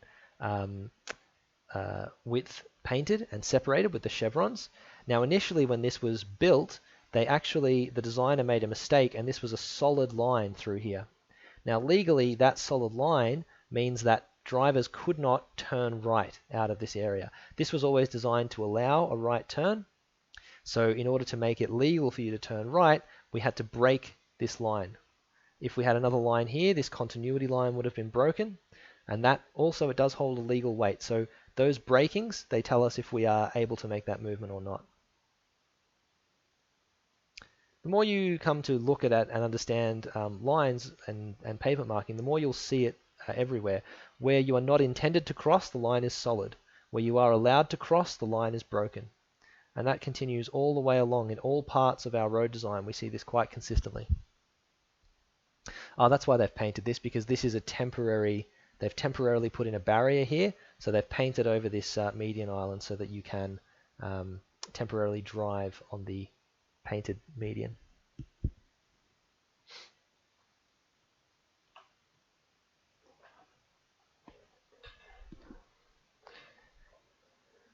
Okay. Now, edge lines. These are a good guide for road users, telling us where the edge of the road is.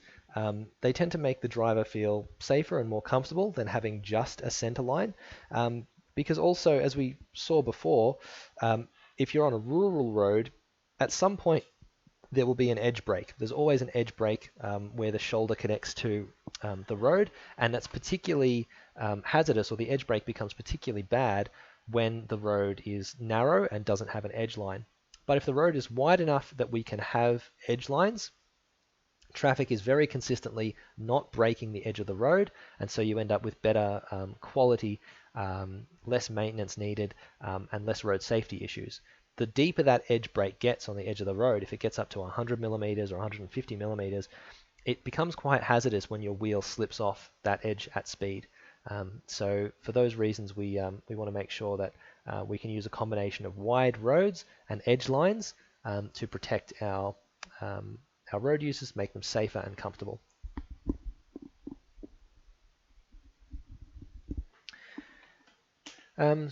So again, we can't put them everywhere because we don't often have the road width, but everywhere that we can, we should be providing these edge lanes. Your question 9, what are some of the benefits of edge lines? The answers to that can be found on this slide. Another kind of line marking to talk about is audio tactile line marking, ATLM. So this is they're like little lumps of plastic, hard plastic that's melted into the road. And for anyone who's ever driven on them, I mean, I kind of think everyone, or when you were in the car with your dad, you would have at some point driven on these things, quite possibly deliberately if it was your dad doing it, just to vibrate the car and make it shake around. And it does. You know what it's like driving on these things. The whole car will rattle and shake, and they can be very effective if you're dozing off, if you're if you haven't slept enough or you're otherwise fatigued. A road user drifting into these lines, suddenly their whole car is shaking and vibrating. There's a lot of noise, and it really wakes people back up and they pull back onto the road. So this is a relatively cheap way to give a lot of protection against runoff road crashes, and it's quite effective. Again, in the US, these lumps are different. They're not actually raised lumps, but instead they carve the road down. Instead of being raised lumps like this, they carve the road down so that there are still bumps and are still at roughly the same spacing, but that they are indentations in the road. Again, I'll get you to put your guesses in the chat. Why would you have indentations in the road rather than lumps on the road? What's different in the States?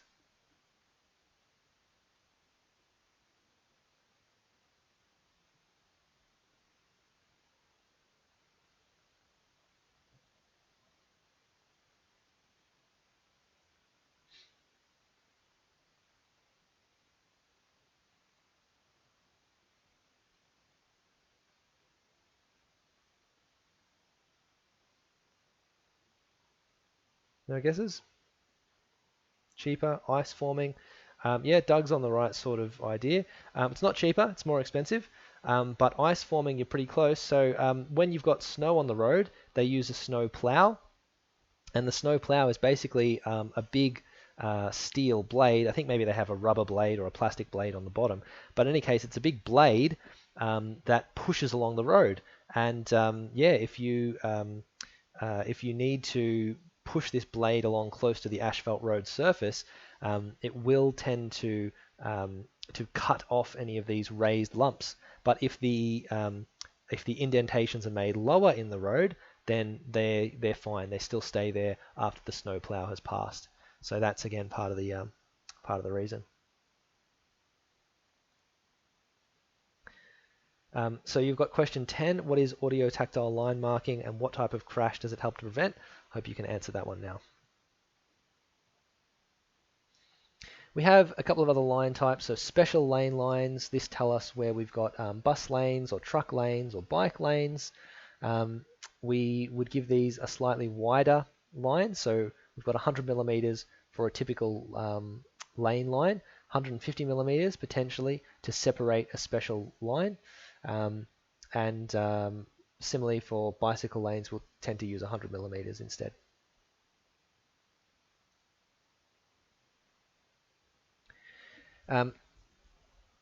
Here's a typical diagram showing a bicycle lane marking for an urban area. So we have a solid line separating the traffic lanes from the bike lane. The line is 100 millimeters wide. It's unbroken. Ideally, we'll have some gaps for reversing vehicles, but this is all an idealized arrangement. Quite often, we want to have a lot of things that we can't fit in the road space, especially if we are retrofitting into an old design. So, but yeah, the lines at least are always 100 millimeters. Now, transverse lines, these are lines which cross the road. So we have a couple of examples: stop lines, holding lines, and give way. So I'll quickly reiterate and say that we've just been talking about longitudinal lines. These are lines which run parallel with the road. Transverse lines are lines which are perpendicular to the road. So stop lines, holding lines, and pedestrian crossing lines. So we've got a few different kinds of priority crossings for pedestrians in Australia. We've got varying levels of construction difficulty with those crossing types as well, but also varying safety outcomes. So this one here is our most basic crossing type. This is a zebra crossing, and all it is pavement marking. We just have white transverse lines, and that gives priority to pedestrians. We also have the pedestrian walk signal. So legally, cars have to stop for pedestrians at these areas and give way. Now, a wombat crossing is like a zebra crossing, but it also has a raised platform. So this raised platform, it does help to highlight the road priority change to vehicles. We have this piano key marking here as well, which is a visually striking thing on the road. Again, with the curb outstands, the signage for pedestrians, the marking, the raising, all of this together is quite a good indication to road users that the priority has shifted away from them, away from vehicles and towards pedestrians. We also have school crossing points. So these give priority to pedestrians only when they're manned. So only when there is a crossing guard is there any legal obligations there, and that's because the crossing guard has this stop sign. An interesting point for you, I wonder if anyone can tell me in the chat, what is the difference between these two stop signs? Can anyone tell me, what do you think the difference is between these two stop signs while I give you some delightful ASMR by sipping on my tea?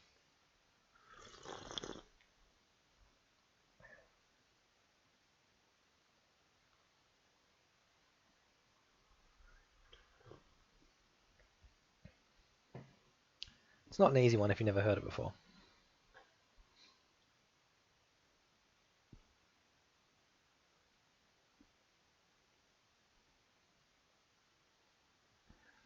So basically, the stop sign on the right, one does have sharp points. Yes, you're correct, Doug. This one is more geometrically pleasing. This one makes a better frisbee. Circle and hexagon. Yep, correct. Circle and hexagon. Not hexagon, even octagon. Actually, 8-sided. So an octagonal stop sign. This means stop and then go. It means come to a complete stop, look for safety, and then go. This circular stop sign, this means stop until the sign is not there anymore. So when the crossing guard puts up this sign, oops, when the crossing guard holds up this red stop sign in front of you with the circle, that means you stay stopped until the crossing guard puts the sign away. So you want to make sure if you're installing these signs that you never use a round sign on a permanent pole, because the round sign is legally telling traffic stop and do not move.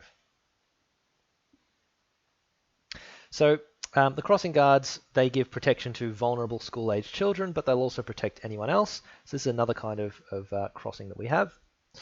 We also have crossing at signals as well. So this is a signalized intersection, which is just for the benefit of pedestrians. The roundabout ahead is quite difficult to navigate for pedestrians, so the signals are able to take away some of the challenge for them here. So the road has no physical change. We've basically not changed the up or down or left or right part of the road here, but it's still very expensive to install the signals. A lot of work goes on under the ground, getting power here, putting in the pedestal bases. They can be meters and meters deep to put these pedestal bases in. A lot of effort, a lot of work to do that. And there's a significant economic cost as well. Every time you have to delay all the vehicles, because you're delaying vehicles for the whole time that a signal change goes on, not just for the time that it takes for one person to cross. Your question 11 in the key questions is, how is a zebra crossing different from a wombat crossing? I hope you saw the answer to that, and you can tell me if that comes up in an exam. Of course, pedestrians can also cross safely at a regular signalized intersection, and we have thousands of those in the state. Pretty much every signalized intersection will also have pedestrian signals as well.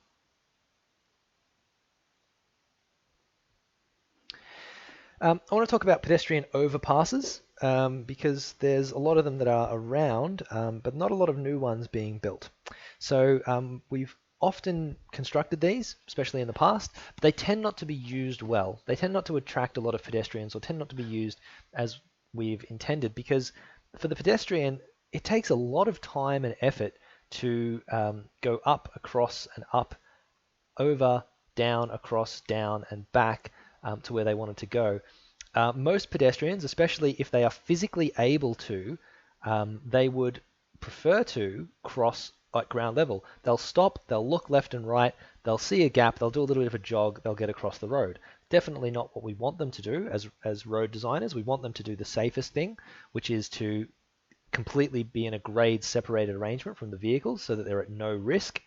But it's just not, functionally speaking, it's just not what pedestrians do. The only way you can get a pedestrian to use an overpass is either if they are physically unable, so if there's an elderly or disabled person who can't jump a fence or anything like that, then they'll use this. Or if you can make it more desirable to use this crossing. Obviously, if it's a multi-lane highway, they're not going to find a gap and they'll use the crossing. They'll use the overpass. But typically, if this was just a couple of lanes, pedestrians will not use an overpass. They need to find it easy to use.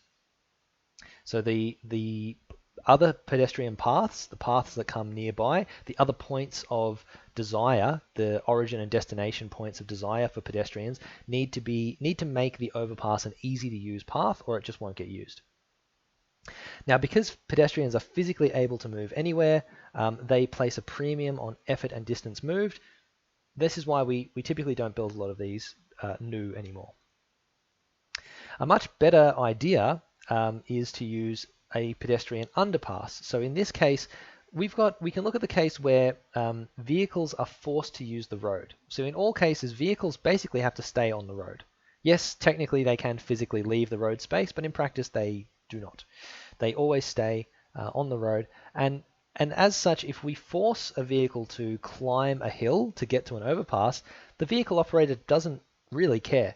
The vehicle operator doesn't find that to be too distressing. They're just pressing slightly harder on the accelerator for a couple of seconds. It really doesn't burden them as much as it burdens pedestrians or cyclists to climb hills. So an arrangement whereby the pedestrians and cyclists stay at grade and they go under the other road users. This is the ideal gold standard. We see lots of these designs in Europe. They're very effective, especially where people place a high premium on cyclist movement and pedestrian movement. We do not yet have a good example of this in Australia. It's quite hard to, you can imagine this costs a lot more than trying to either have a pedestrian overpass or than trying to even just have, say, pedestrian signals. But this is the gold standard in terms of pedestrian safety because you're completely separating the movement between pedestrian and vehicles on the road.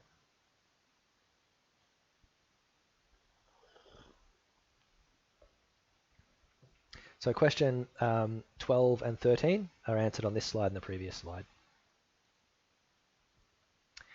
Have a quick chat about what a conflict zone is as we make our way towards lunch. So conflict zones are places where a collision may occur between road users wanting to occupy the same space, quite simply.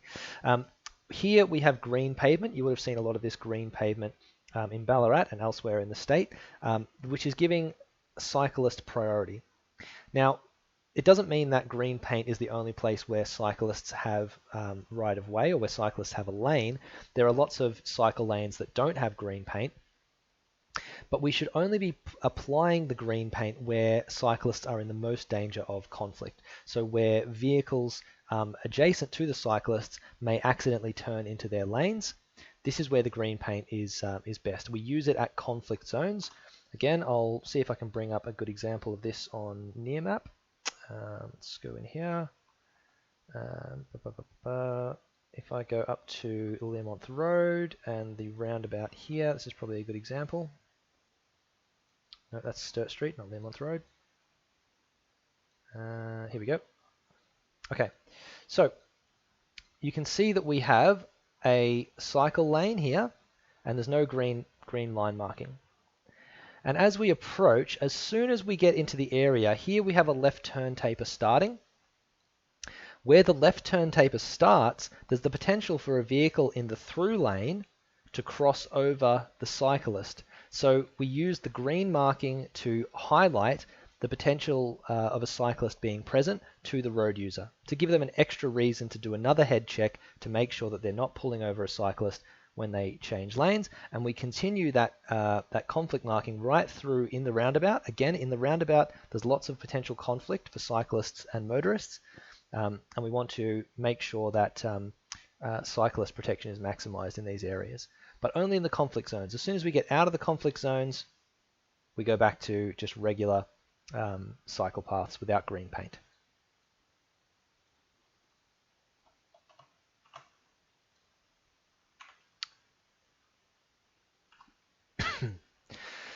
So cyclists are particularly vulnerable because they don't have a big metal box around them that's traveling at the same speed as they are, and that gives them crumple zones and other energy absorbing zones, and even just impact from abrasions or scratches where a car would take most of the damage in low speed collisions. Cyclists have none of this. So we provide cycle lanes to give us some additional separation and protection between cyclists and vehicles. Now, if we don't have a cycle lane, a cyclist is still permitted to ride on the road edge. So they have to stay typically on the left and as far over as they reasonably can while still being safe. And vehicles have to treat them as another user of the road, the same way that you would treat a tractor. Occasionally you might have found yourself traveling behind a tractor. The tractor might be traveling at 40, 50 k's an hour in an 80 zone. And the tractor is a big, menacing, piece of machinery. It has wheels that are higher than your vehicle. So what do? You wait until there's a safe place to overtake the tractor.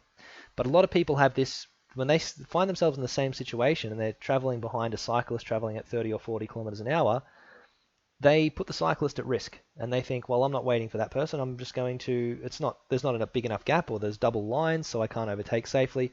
But they just overtake getting, within 400 mil or so of the cyclist in a very unsafe manner.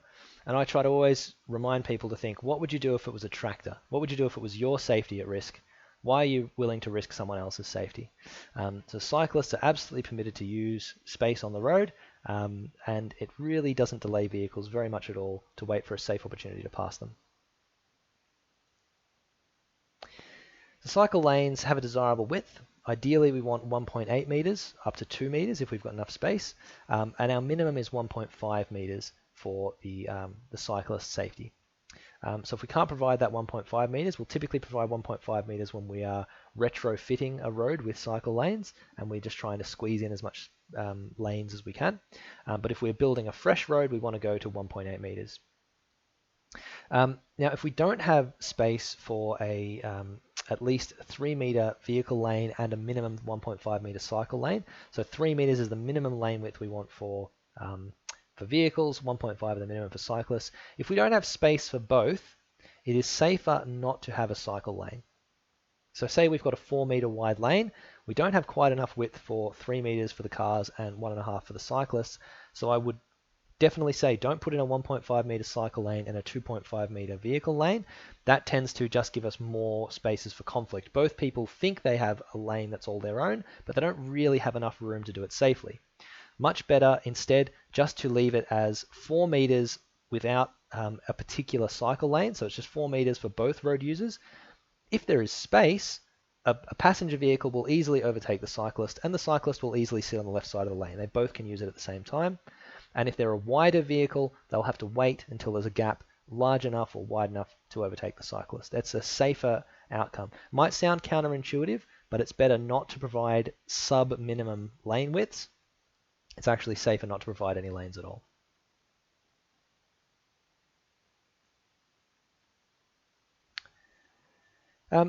So if we talk about cyclists at intersections, there's a number of ways that cyclists can improve their safety in intersections and a number of ways where they can run into some trouble. So traffic signals function quite well with cyclists. We now quite often have cycle lanterns in addition to pedestrian crossing lanterns at crossings for cyclists. We are making pedestrian crossing widths 3 meters so that a cyclist and a pedestrian can cross in opposite directions or have the appropriate width there to do so. If we're dealing with this, that can work quite well. Making a right turn at an intersection for a cyclist, signalized intersection, can still feel a little bit dangerous. A cyclist can get into a right turn lane and make a right turn in the same place as cars, but they might not feel safe to do so. So instead, you can make a hook turn. As a cyclist, the same way that you would make a hook turn to avoid trams in Melbourne, you can make a hook turn at an intersection as a cyclist. So you would come up on the left, you would wait in front of the traffic which is waiting to cross, and then when the light changes, you will turn and move with that traffic. So the whole time you stay on the left of vehicles that are moving, and it can be quite safe for you. Roundabouts, however, they are the least safe intersection for cyclists and pedestrians for that matter. Roundabouts are great for cars, not so good for cyclists and pedestrians, and it's mainly to do with the right turn movement. So you can indicate, you can head check, you can do everything right as a cyclist, but when it actually comes to turning right, if a vehicle misreads your movements, you are in danger of being run over. And there's a lot of risk there and not really a lot you can do about it. So if you need to get into a through lane or to make a right turn as a cyclist, it's quite a good idea to perform a head check and then claim the lane. So you should not, as a cyclist, try to share a lane or stay over on the far left as you go through a roundabout. As you're coming up to a roundabout, perform a head check, make sure the driver behind you sees you and acknowledges you, and then pull into the lane fully. Sit right in the middle of the lane so that no one can overtake you, because that way they just have to wait until you get out of the roundabout and you're in a much safer condition than someone trying to squeeze past you and put you both at risk.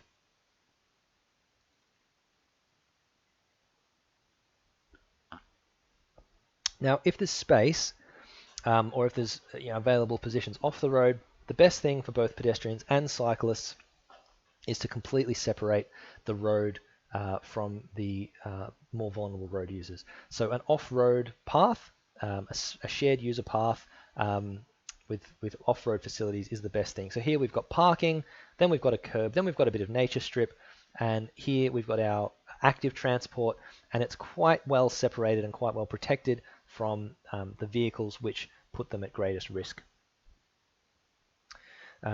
So that's the gold standard, but not necessarily something we can always do. I'm going to quickly race through traffic signals. There's only a couple of slides here, and then we'll take a half-hour break for lunch, so just bear with me a couple more minutes. So traffic signals, these are the most important traffic control device for the control of traffic on urban road networks. I'll stress that urban, because traffic signals give us good control over vehicle movements. They give us better safety than an uncontrolled intersection, but they give us great capacity as well. So they're not as safe as roundabouts, but they are quite safe when it comes to unsignalized intersection, and especially it's the only option if we have really high volumes of movements. A single aspect, this is a single optical system on a signal face capable of being illuminated. So the green is one aspect, the yellow is another aspect, and the red is a third aspect. A signal display is an aspect that is illuminated. So if it's green presently, this is the green signal display. And signal faces are made up of a number of aspects, generally in one or maybe two columns, as we'll see on the next slide. Oh, no, do I have? Yeah, like this. So we have a number of different aspects and layouts that can be used.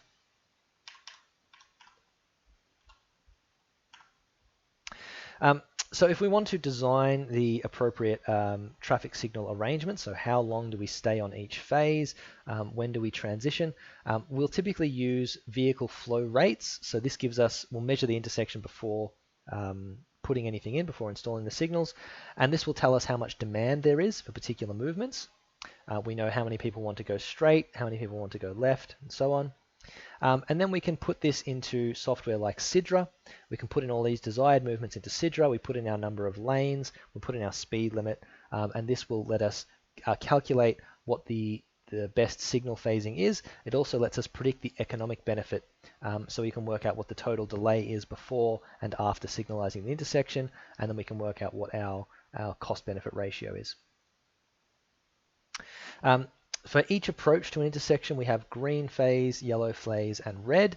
There is an all red phase where all approaches are stopped before the flow resumes from a new direction. So we'll have a period where everything is red, and that's for a road safety reason. We don't want to have sort of one red ending and one green starting straight away.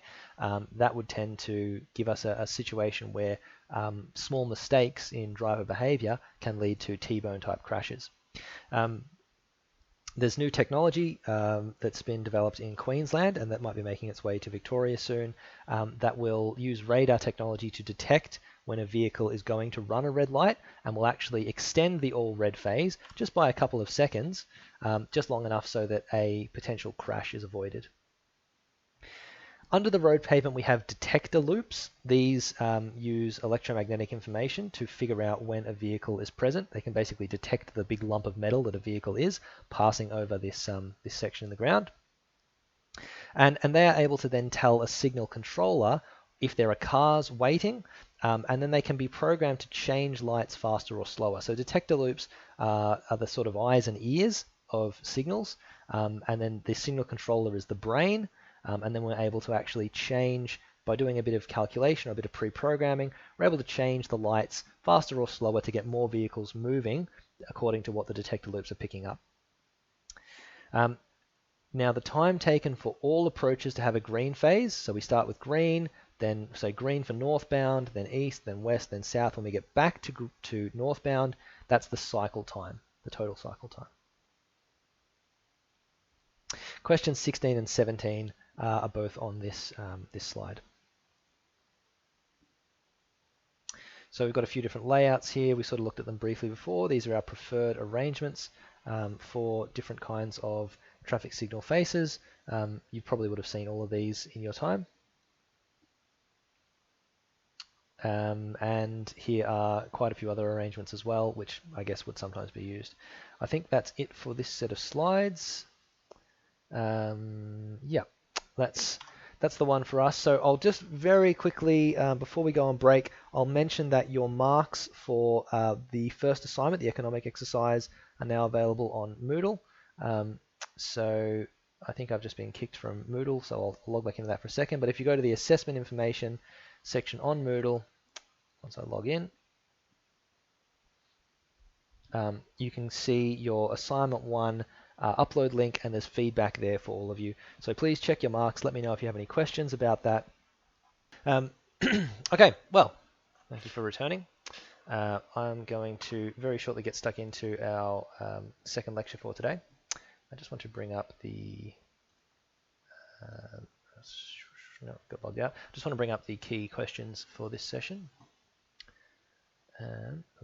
Question 7, key questions. Very good. Put that over there. Okay, so what we'll do is we'll go through this next set of slides for the next 2 hours or so, and then once we've finished with that, I'll explain the next assignment, the road safety audit assignment, and then you'll be free to go or to hang around and ask me any questions if you like. So let's get stuck into this next topic, our lecture 7. We're going to be talking about crash analysis, crash patterns, road safety, and road safety audits. As always, let me know in the chat if you have any questions, yeah, let's get stuck in.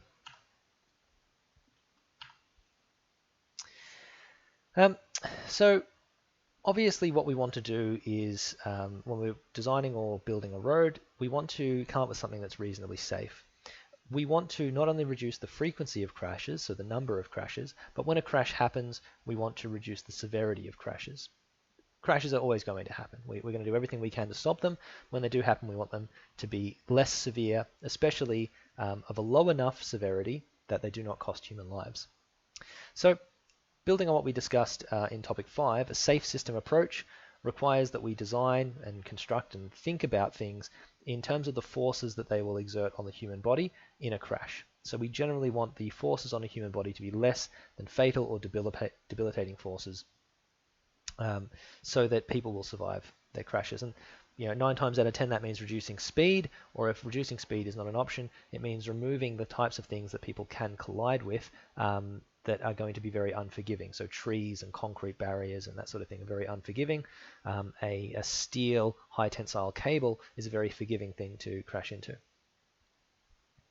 We also want to improve our roads and road sides. We want to provide more space for people to leave the roadway safely, so wider shoulders, sealed shoulders. We want to provide audio tactile line marking like we spoke about in the last lecture. We want to do all of these things to minimize the risk of crashes and then minimize the risk of harm.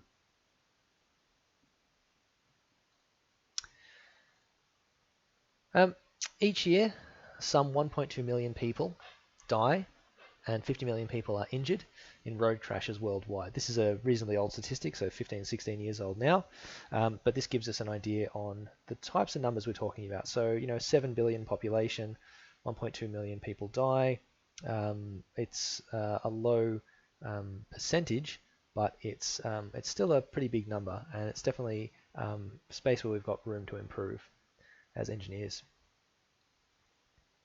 Last year, in Australia, approximately 1,182 people died, and there were over 3,200 seriously injured in road crashes.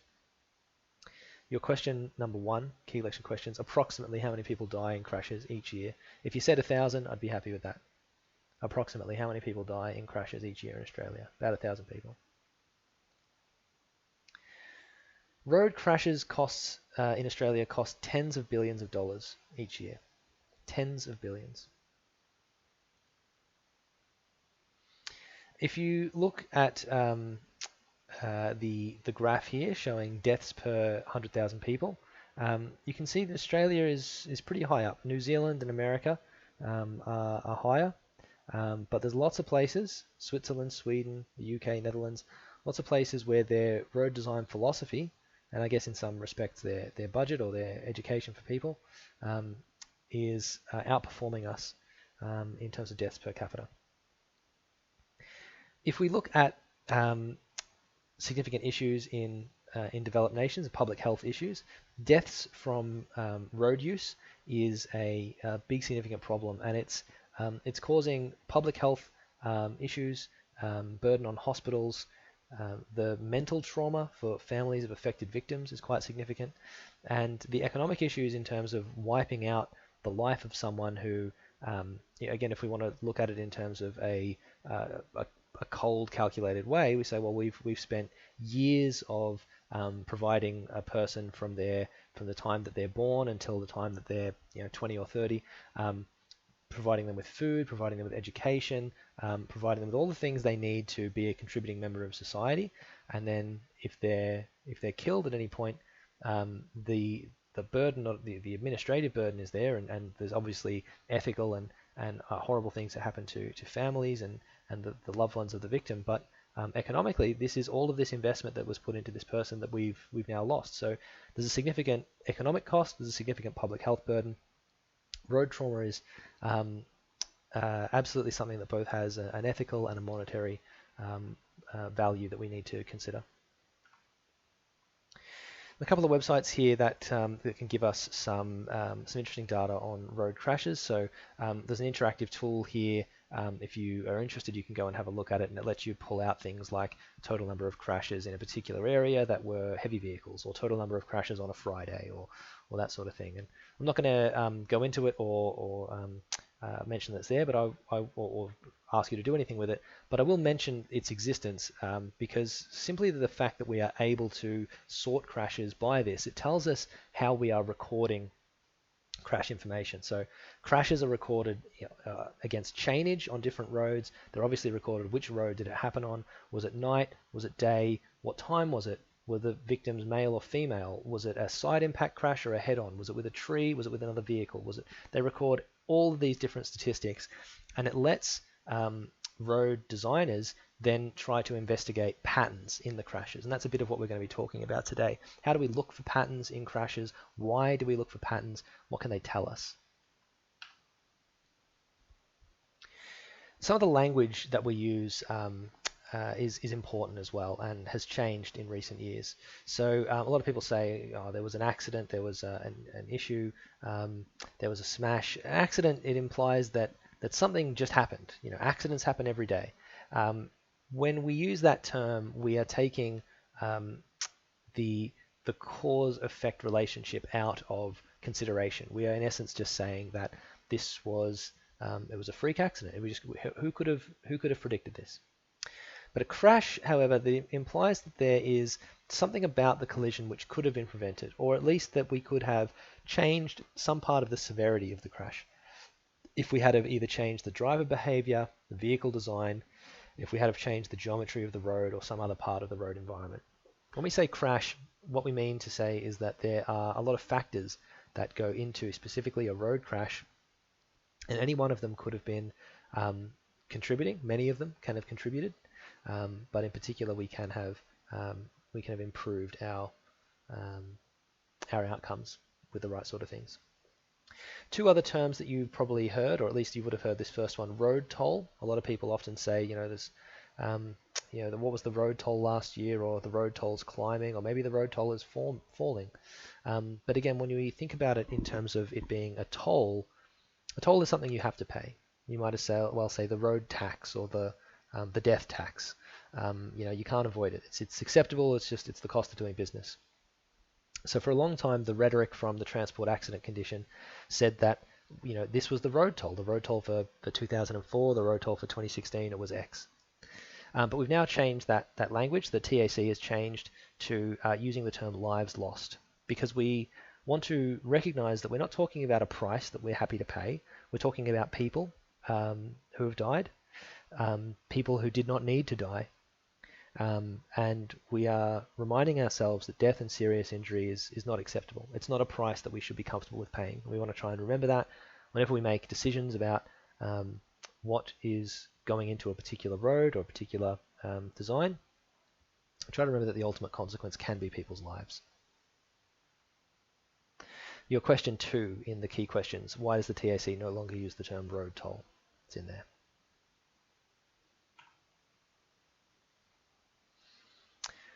So what's a road crash then?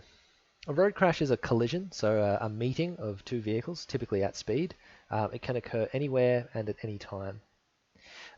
We can have one vehicle only and some stationary objects. We can have multiple vehicles. We can have speed as a factor, inattention, mobile phone use, distraction of drivers by passengers, or by even something like a wasp flying in through the window of a car, or a spider dropping out from under the sun visor can cause inattention. Of course, drink driving and fatigue both lessen a driver's ability to think critically and respond quickly. And we can also have problems with the road itself. So we can have potholes, poor line marking. We can have structures on the road break. Sometimes we can have vehicle defects, such as tires bursting or other things like that, that can lead to a road crash.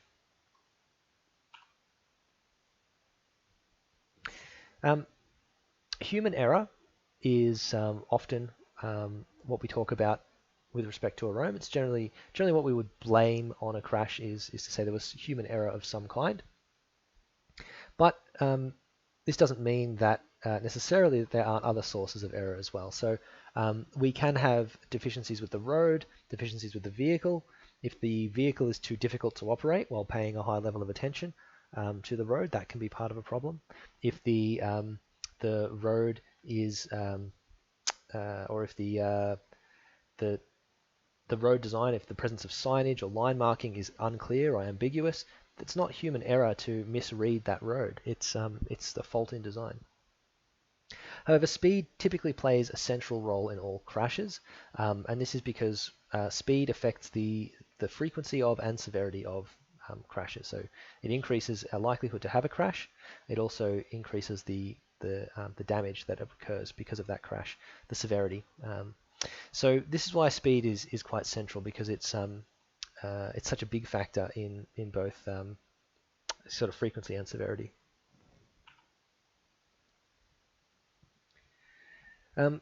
So if we look at some of the other, or we have a bit more of a discussion about some of the other potential causes of crashes or factors that are involved in crashes, we can have some action or inaction caused by the driver.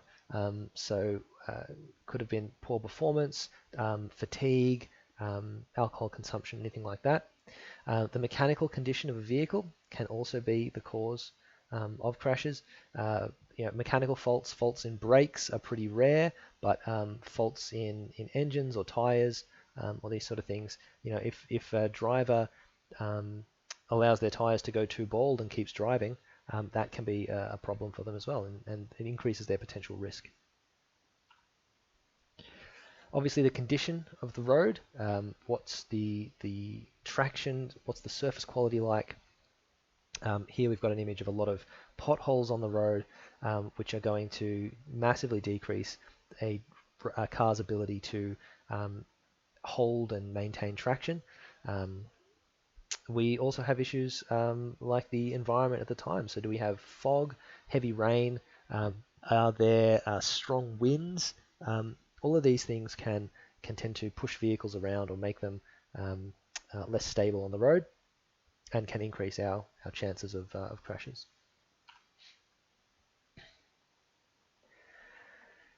Okay, so we mentioned before that there are data sets that break down crashes by time of day, age of victim, gender, day of month. They just record really everything. They record a lot of stuff, and we're able to filter this data and use it to make decisions. But who collects it, and how is it maintained? So usually the state and local transportation will maintain data, and police agencies will collect data. So when a crash is attended by police, then there is an accident report form, digitally or in hard copy, that is filled out, and that records all the necessary details of the crash. It records detail specifically about the vehicles, including license and registration numbers that are involved, but then those details are obscured in broader data sets, so that you won't see those in access to the public. You couldn't look up your dad's license and registration number and see how many crashes he was in. That's not publicly available, but it is recorded and it's kept on record for potential data mining. So we will have information in these recordings of location, where the crash occurred, what time, was it raining, was it foggy, was it day, was it night, was it dusk, was it cloudy, all that sort of stuff. We will get which vehicles were involved, make, model, which directions were they traveling. We will have a sketch showing where the vehicles came from and where they ended up and what happened. And we also record the severity of the injury. And this is for all vehicles. So whether a vehicle in one car caused an issue and had a fatality, and the vehicle in another car, the passengers in another car might have been 4 people who were completely uninjured, there will still be a note that, against all 4 of those people that they were present in the car and that they suffered no injury. Now, it's important to note that we are only able to record information on crashes when police attend the scene. So there's many low speed, low injury crashes where there's only like a little bit of property damage, near misses you might call them, that do not get recorded because they are not attended by police. So there's lots of data that is potentially missed in our state crash data set, but at least we pick up fatalities, obviously, serious crashes and other injuries most of the time.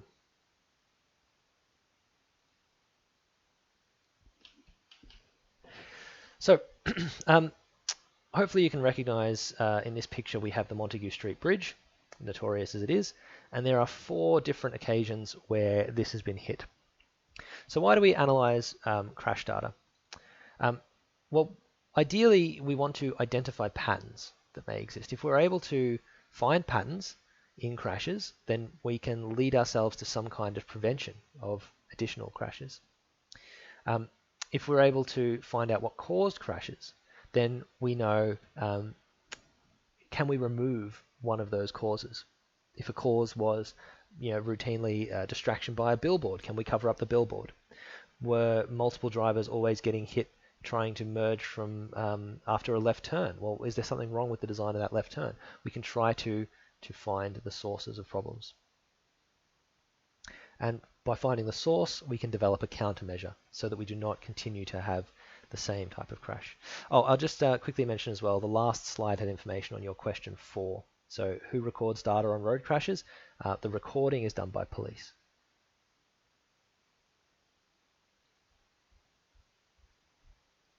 All right, let's have a look at crash patterns briefly. So if we want to take, there are a few different methods of crash patterns we'll talk about, or analysis of crash patterns. If we take a direct comparison of number of crashes, this is what I would call a raw metric. We just count the number of crashes before and after a road improvement, and we just determine if there was any benefit. Now, there are a number of problems with this. So we're counting raw numbers. So this graph here, this shows rates. This is deaths per 100,000. Whereas I'm saying here, we're not counting death per 100,000 or death per car or death per kilometer, nothing like that. We're just counting the total number. So straight away, we're going to see bigger improvements where there are high crash volumes. Now, partly that's okay. If we know that we're collecting raw data, and we just want to know how many total crashes we've saved, we can calculate that and we can convert that into a dollar cost. We say, well, we're saving this many lives, that's this many dollars, that's our economic benefit.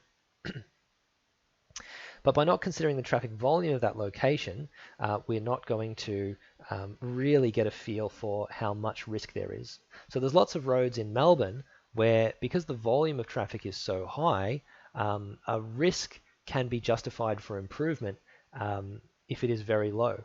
You might have a risk that is 10 times higher on a rural road, but if the traffic is 100 times lower, you can see that the net risk to crashes is still makes more sense to improve the Melbourne road, dollar for dollar. However, we can't always just do that for mostly political reasons. When I was marking your assignment, a lot of people struggled to come up with a non-economic reason to still go ahead with the upgrade to the road in the economic crash exercise. And one of the ones that comes up quite a lot is for political reasons. So yes, it doesn't make sense, dollar for dollar, it doesn't make sense upgrading a particular part of the Western Highway or a particular part of an intersection in Ballarat, not as good as upgrading stuff in Melbourne. But you can't always upgrade things in Melbourne when the money that's sourced is political in origin. It's state or federal money. People want to get re-elected. They want to announce improvements for their constituents in voting places like Ballarat and Horsham and Ararat and Mildura, even where the volumes are low. People want to hear that they're still being heard. People want to know they're still being heard. And so you still get a lot of spending in those places as well. There's one other thing to note here, which is that if we just look at raw crash numbers, we've actually, the numbers are often too low for statistically significant trends to be observed. So we might try to look at raw numbers, but we might actually find that we need to monitor a road for decades to even count if there are a significant number of increases or decreases in crashes. Because the road is, yeah, it might be a bit unsafe, but we actually, in general, our roads are really good. So it's something I'll talk about a little bit more later. So we talked about a direct number of crashes. Now we can try to talk about a direct comparison of crash rates. So crash rates, this determines the number of crashes, but it also looks at some exposure classification. So are we looking at traffic volume? Are we looking at the length of a road being considered? Are we looking at per capita? So this graph here, this is looking at fatality rates per 100,000 population. If we were comparing different roads in Australia, we might look at crashes per 100 million vehicle kilometres travelled. So rates per million entering vehicles or 100 million vehicle miles, 100 million vehicle kilometres. So you can see that this gives us a better measure for how we are faring with relation to other countries. So again, the United States, yeah, it's right up there. Also, I'm not even sure if this, I think this is, I can't remember where I got this graph from, but I think this is a graph of fatality rates for vehicles, even though it doesn't actually say that in the chart title. So again, Norway, Sweden, Switzerland, UK, they're really low. Australia, we're somewhere in the middle. The United States, they're much higher. Even among the different states within Australia, you can see a great deal of variation. The Northern Territory being so much higher than the other states, it might have something to do with how rural and spread out everything is up there. The ACT, we've got a lot more built-up area. It's a very much a metro urban area, and you can also see major cities tend to be lower than the average for Australia.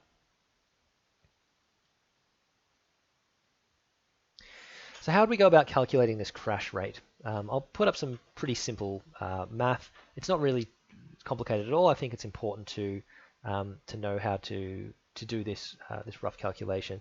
So if we want to calculate this figure, RMEV, number of crashes per million vehicles entering, then we have A as the number of crashes.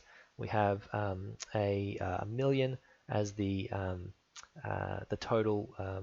We want a per million outcome, and we divide by the annual average daily traffic, multiplied by 365 to get this crash rate for a year. So this will give us the number of crashes per million vehicles per year. If we don't want a year, we don't multiply by 365. We also have to make sure the units are consistent. So if we've got 365 multiplied by the average annual daily traffic, then we also need to make sure that we are taking the total number of crashes averaged for a year. So if we put in the number of crashes, but it was crashes over a 5-year period, then we have to divide by 5 at the end as well.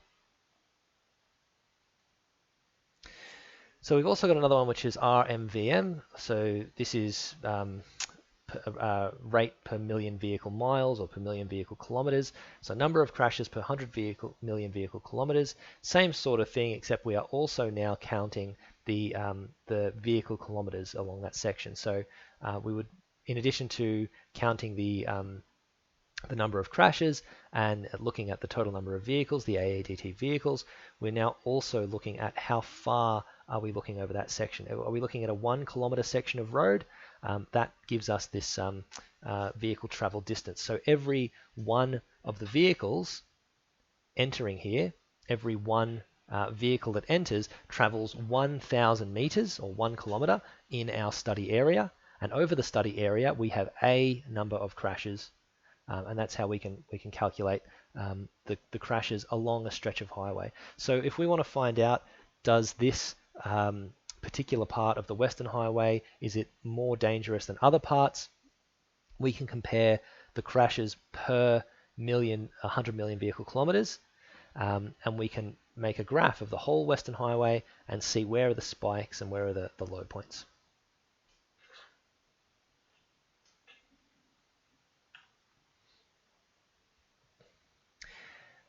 So crash patterns are as I mentioned before, things that can occur repeating themselves in crashes. We might look and see where there's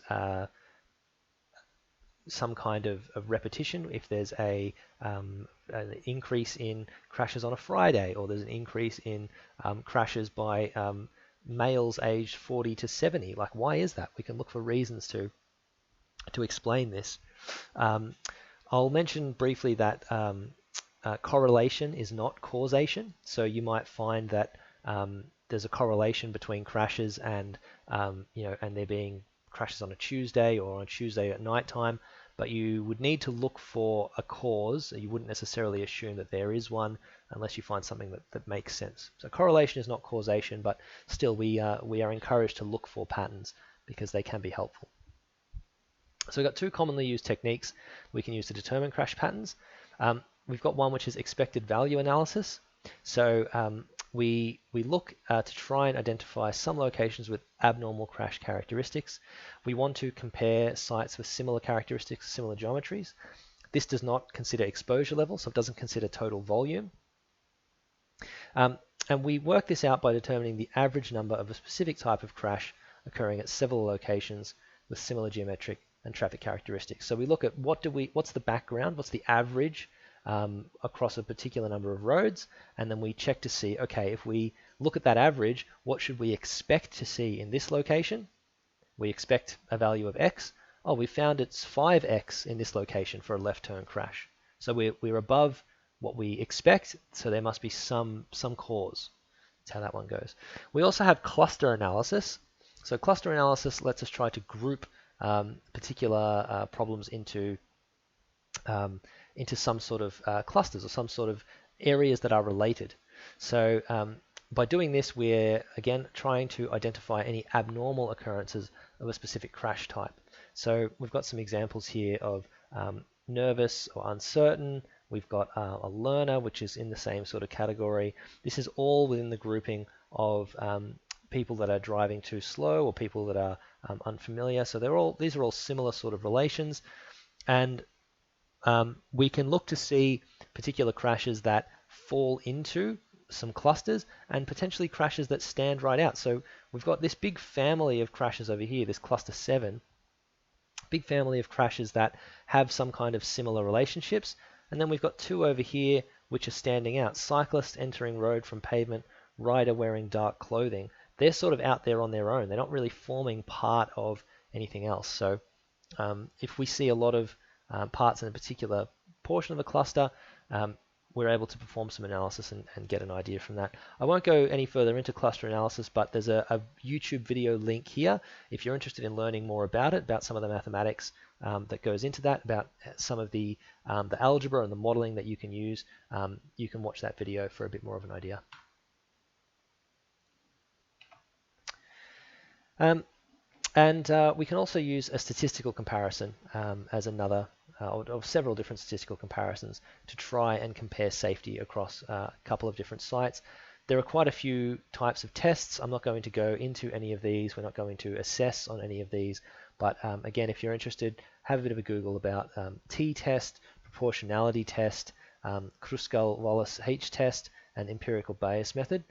These are used in a variety of areas. Look, as I said, I'm not going to go into it in too much detail, but they're useful tools for assessing the relationship between crashes at different sites. Now, one of the things I mentioned before, if I go back a few slides to here, we've got this point: crash numbers are often too low for statistically significant trends to be observed unless crashes are monitored over decades. So that leads into this talk about ANRAM. So we've got a problem with crash analysis. It's a good problem to have. And the problem is that we actually have too few crashes to base our road improvements off crashes alone. It's a great problem, really. We can't just look at crashes anymore because we don't have enough to just consider crashes as the reason for road improvements. If we wanted to try and do that, we would have to wait decades to get enough crash data to actually make the improvements. And this also means we have to wait until people die. We don't want to be in that position where we know there's a problem but we can't do anything about it because we need to wait for people to die first. Ideally, we want to get in front of the problem.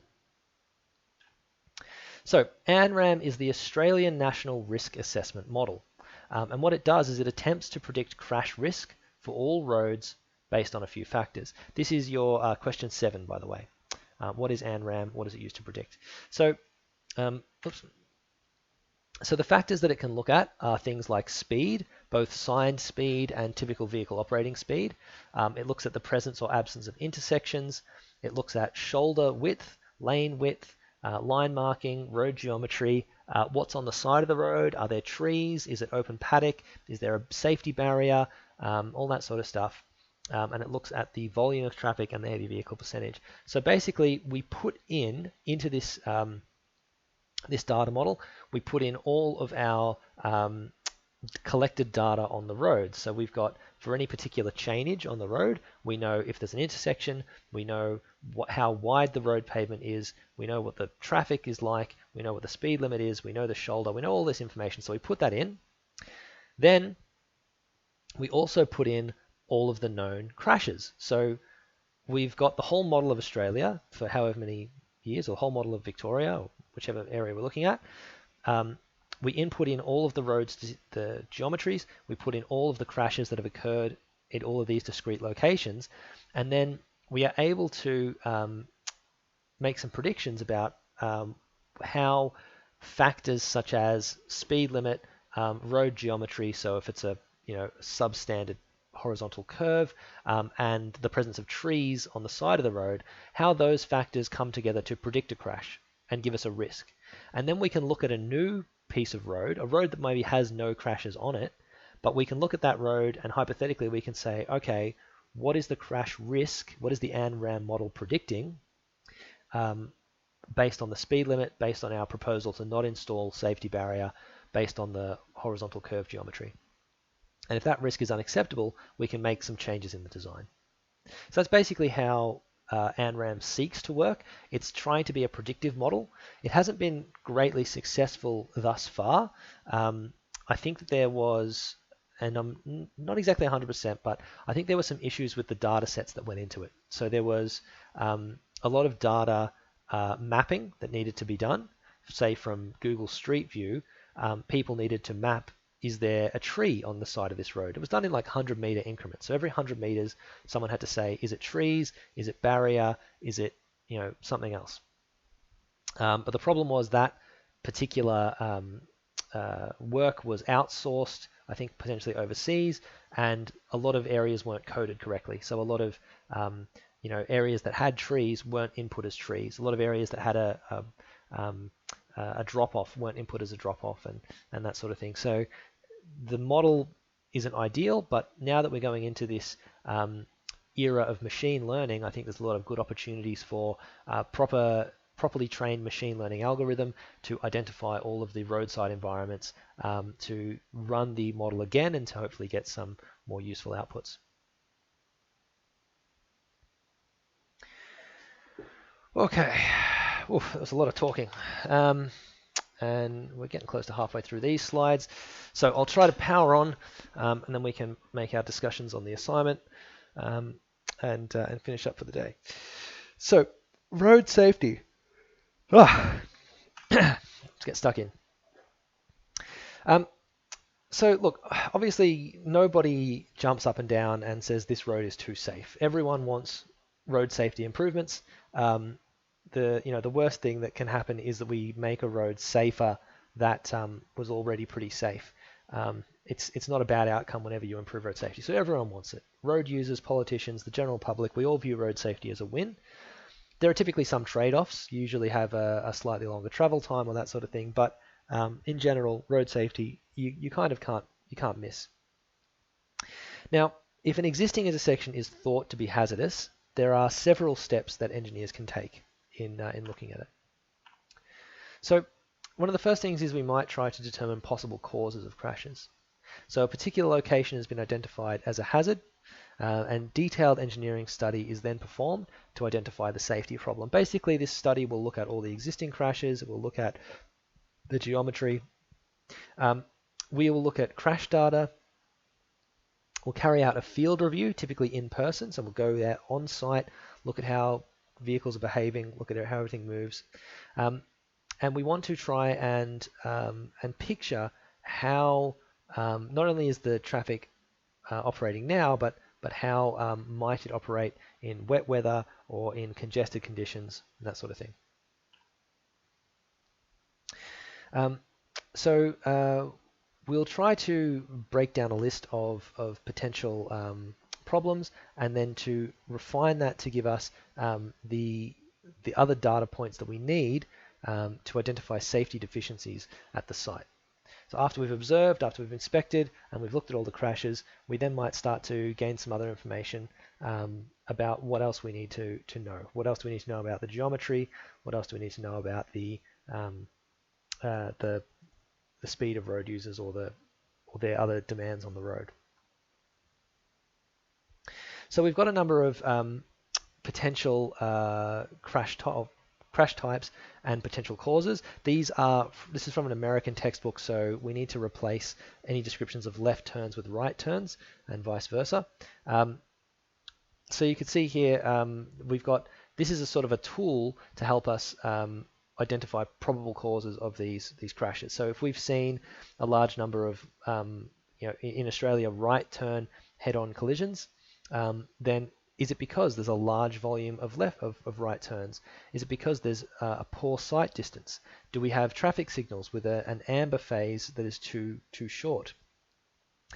Is there not enough special provision for that phase? And do we have too much speed on all approaches to the intersection? So we can go through these lists. We can see once we've analyzed, we've done our detailed engineering study, we've tried to look at the crash data, we've looked at what's happening on site, then we start to see these patterns. We see here's the pattern that we're observing. We've got too many of this crash or this crash. What's the probable cause? And then we can look to see, is that actually present in this particular site? So there's lots of different ways we can do this. Do we have rear end collisions because there's a slippery surface? Do we have poor visibility, large number of turning vehicles? I won't go through all of these, but you can see there's quite a lot on this slide, the previous slide, and several of the following slides. So lots of these different ways. Now, once we've identified the possible causes, then we see what our data needs are. So if we think that a possible cause is a large volume of left turns, then we can go in and say, all right, well, we need to undertake some traffic turning count data. If we know that we've got restricted sight distance, then we need to make some sight distance calculations. We need to look at speed characteristics. This is the data that we need. And what do we need to do? Spot speed study, sight distance study, road inventory. So all of these things, we've got a sort of a step-by-step process to go from a feeling of safety problems or a feeling of a hazard, to identifying the possible causes of that hazard, to then identifying what we need to do to validate that assumption. Lots of different cases here, rear end collisions at unsignalized intersections, lots of different potential causes, data to collect, actions to take. So once we've undertaken these studies and we've got some results, then we can determine the traffic characteristics of the study site, and we can try to figure out what are the safety deficiencies. And once we've got the safety deficiencies, then we're able to determine what countermeasures would be best to give us an improvement in those safety deficiencies. Now we'll think of a few different countermeasures. They're not all that are going to fit, not all are going to be ideal, and we will pick between those countermeasures to give us the best case. Here we've also got some further guidance on what the general countermeasures might be. So if we've got a large volume of left turns, in this case it'll be right turns for Australia, then what we could do, what's a general countermeasure? We could prohibit the right turns. We could provide a channelized intersection. We could change the signal phasing. You've got some question 8 and question 9 in your key lecture criteria, lecture questions come from these slides. So I'll leave it up to you to figure out how to read these documents.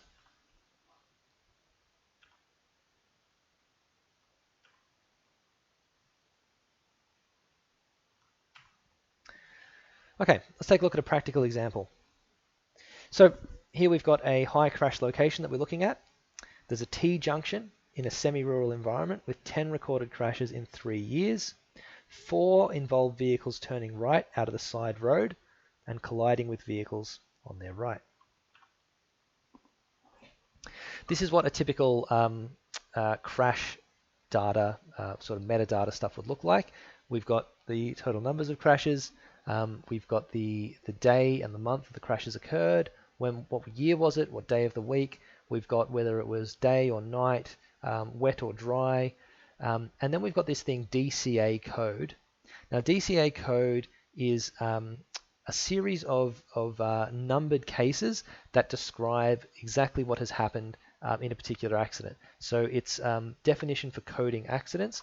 I'll see if I can actually find an example because they're fascinating tables to look at. Here we go. Can I get a better one than that? Is that tiny? Oh, this might work. Here we go. So we have code, and Victoria has different numbers as well, but we've got codes 0 through to 09. These are pedestrian type crashes, and we've got pedestrians where a pedestrian has walked in and been struck with a vehicle sideways. We've got an emerging type crash where there was some line of sight blockage all the way down. We can go across to overtaking type crashes. So we've all the 50 series, 50, 51, 52, these are all different overtaking type crashes. And by coding these in the way shown here, we're again able to quickly analyze, pull up these numbers. We're able to filter and sort. You can get crashes in a big Excel table and filter by I only want to see those crashes which relate to head-on, or I only want to see those crashes which relate to side impact, or count which ones are all the head-on crashes most likely. Are those the most numerous?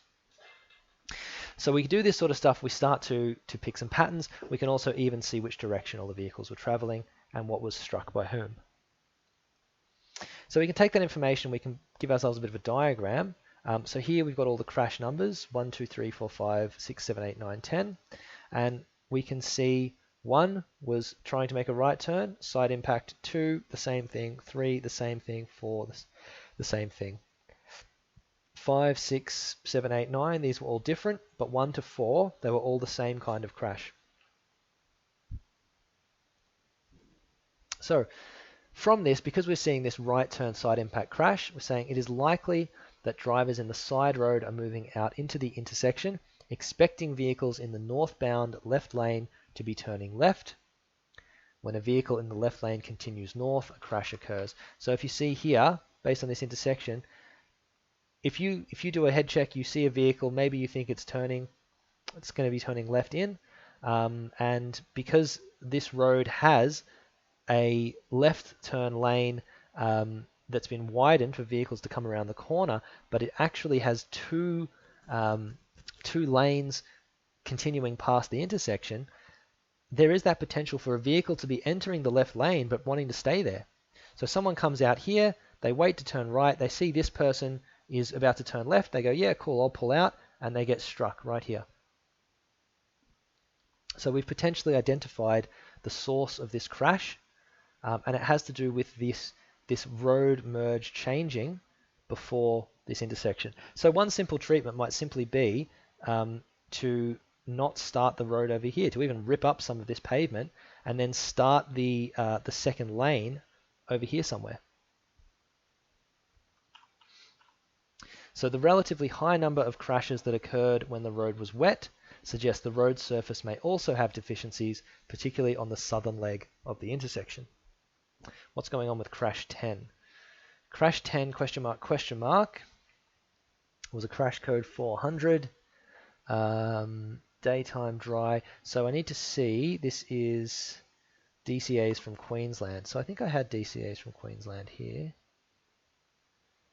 Where were we? Let's see if we can figure out what was 10. DCA, oops, Queensland.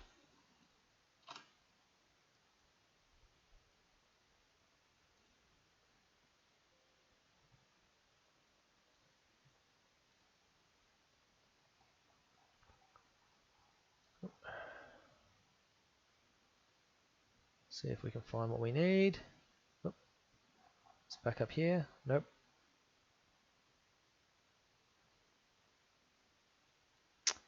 Nope, that's no good, not that one.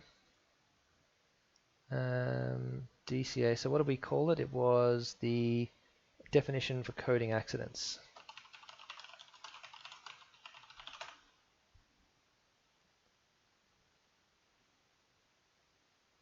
I just got that one. Let's try this one instead.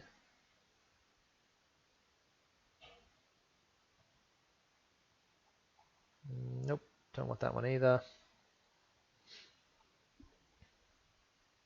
We'll try a little bit longer to find this crash 10 and then we'll move on.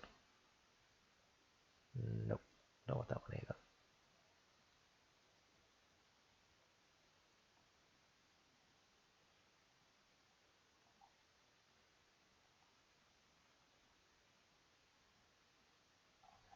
DCA code table.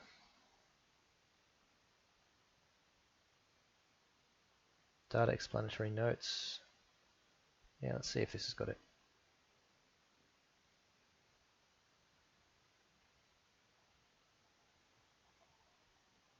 No. I mean, in theory, this is the document. Oh, that's New South Wales documents. No, we definitely want Queensland.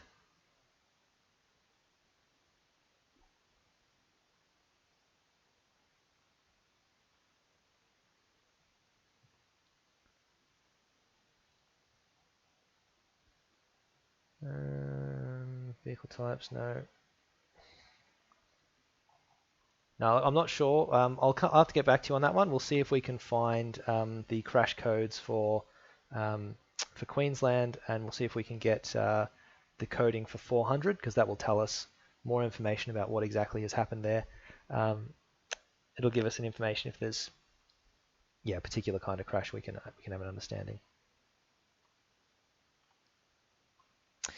So once we've identified this potential problem, we know that there's a few things we could do. So speed management through lower limits, we could enforce lower speed limits, or traffic calming might be helpful, because if we can reduce the severity of the side impact crash, we're going to be doing a better job. If we make sure that northbound vehicles travel at speeds that let them avoid or minimize the severity of a collision, should it occur, this would also be a good thing. We might also make sure that the left turn lane is only used by left turners. So we need to physically change the intersection with lines and islands. We cannot just use signs. So we would need to bring the give way line out. We would need to protect the give way line with some islands. We would need to use hazard markers, and we would need to make the holding position obvious. So it would be bringing the holding line out here, putting in a traffic island to split the traffic, and making sure that only vehicles that were coming in here, where that silver vehicle is, they were on one side of the traffic island, so they knew they have to turn left. That would be the safest thing to do. Another example, investigation of a high crash location. At a T-junction in a semi-rural environment, there have been 13 recorded crashes in 3 years. 5 involved vehicles turning right out of the side road, colliding with vehicles on their right. So 5 vehicles turning right, and they get collided with.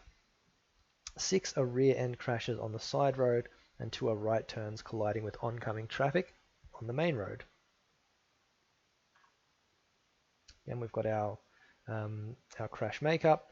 We can see the different years, days, etc. that we're looking at. All have our different crash codes. Here's our diagram showing 1, 2, 3 side impact crashes. There's an 11 there is different. That appears to be a different object, potentially a pedestrian or cyclist or something.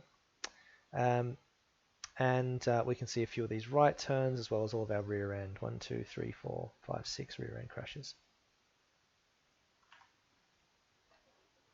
So looking at that site, it seems pretty clear that the visibility on the side road is blocked by vehicles in the left turn lane due to the curve in the main road. So let's go and have another quick look at that. We've got visibility out of the side road to the south, which is blocked by vehicles in the left turn lane. Here's the left turn lane. So you've got a vehicle waiting here to turn left, or even not even waiting, but coming in to turn left. and a vehicle waiting to exit. And if you can imagine, if you've got a big vehicle here, you actually can't see what's on approach coming down the hill from your driver's position here. If you have a straight line there, so you see someone, they do a look, they only see a vehicle turning. Their vision is blocked from the vehicles coming the other way. So that's one potential source of trouble. On the side road, there is a long crest approaching the intersection, preceded by a left curve. The intersection may be a surprise despite the speed ahead, stop sign ahead sign. So this is another potential, because of all the rear end crashes, maybe we're not recognizing that the intersection is coming up. So vehicles in the curved northbound left lane are hiding through vehicles from the view of the side road drivers. We have this blocking issue. On the side road, the intersection or a queue of traffic may be unexpected. The surface roughness seems fine. Right turners into the side road are probably having trouble finding gaps in the heavy oncoming traffic flow. So this can also be part of the problem. If you have too much traffic flow and not finding gaps, the longer someone waits to find a gap, the more risk-taking starts to factor into their decision making. How can we treat this? So speed management options should be considered. So again, first thing, if we can justify it, lowering speed is going to be an improvement. If we straighten the left turn lane and taper it away from the through lane, this would give us clear visibility for the side road drivers. If we go back up, there's not really a lot that stops us from straightening out this lane. Potentially that traffic pole, the electricity pole might be a little bit. I don't even think that's going to be a problem. So we could straighten that out, move the curb, and we're going to improve sight lines there. On the side road, if we replace the stop sign ahead with a pair of these signs, this would give us some extra visibility. If we raise the height of the hazard board opposite the intersection, so again, if I go back, we can't actually see it, but on the other side of the intersection, there's a hazard board. It looks like this.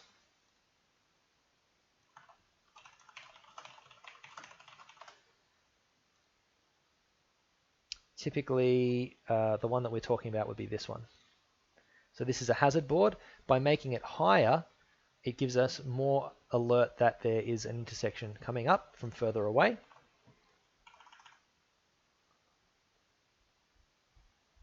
We can also replace the stop sign with a large give way sign because the visibility warrant for a stop sign is not met.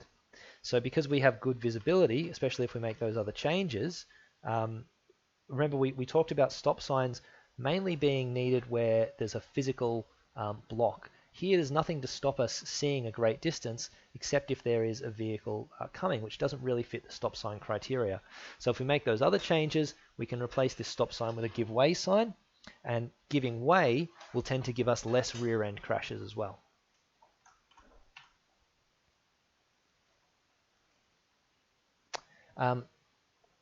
If we have DCA 202, so that's crashes 8 and 202, 8 and 6.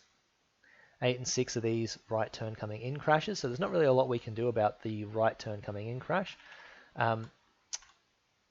Tells us that DCA 202 crashes can only be resolved by increasing gaps, that is by adding a second northbound through lane. That would give us more gaps for vehicles to turn right into, and therefore would give us less likelihood of that crash. I think we're not too far away from a break, but we'll press on a little bit further before we start talking about road safety audits, or before we take a break and then talk about road safety audits. So the Australian Transport Council 2006 reported that speed in urban areas greater than 5 kilometres an hour above the average and 10 kilometres an hour in rural areas above the average gives us a doubling of the risk in an injury crash. Doubling of the risk. If you see your key question 10, this is the answer to that key question 10. By reducing the speed by as little as 1 or 2%, this gives us a substantially greater reduction in fatalities and serious injuries. The chances of surviving a crash decrease markedly above certain speeds. We spoke about this in our topic 5 discussion on safe system. Basically, a pedestrian struck by a vehicle 20 to 30 k's an hour. That's where we start to see a massive decrease in our ability to survive that type of crash.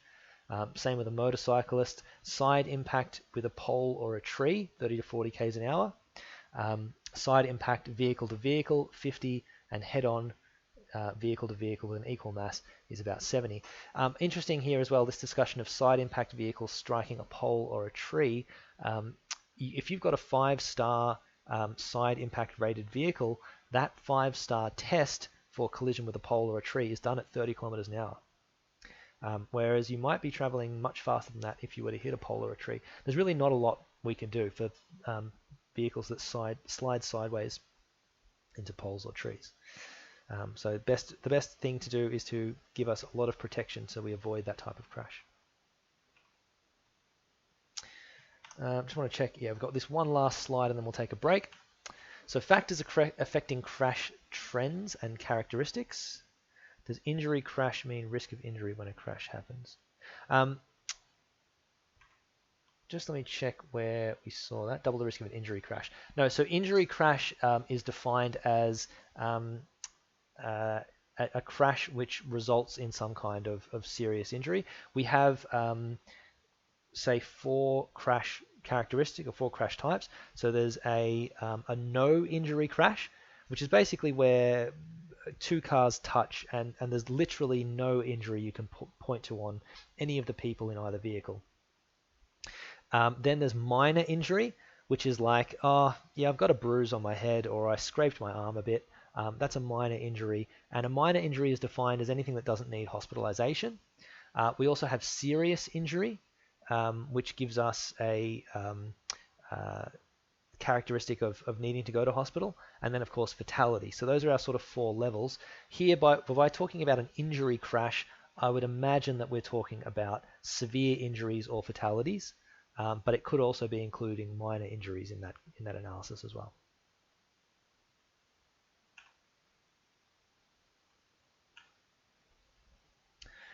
Okay, some factors affecting crash trends and characteristics.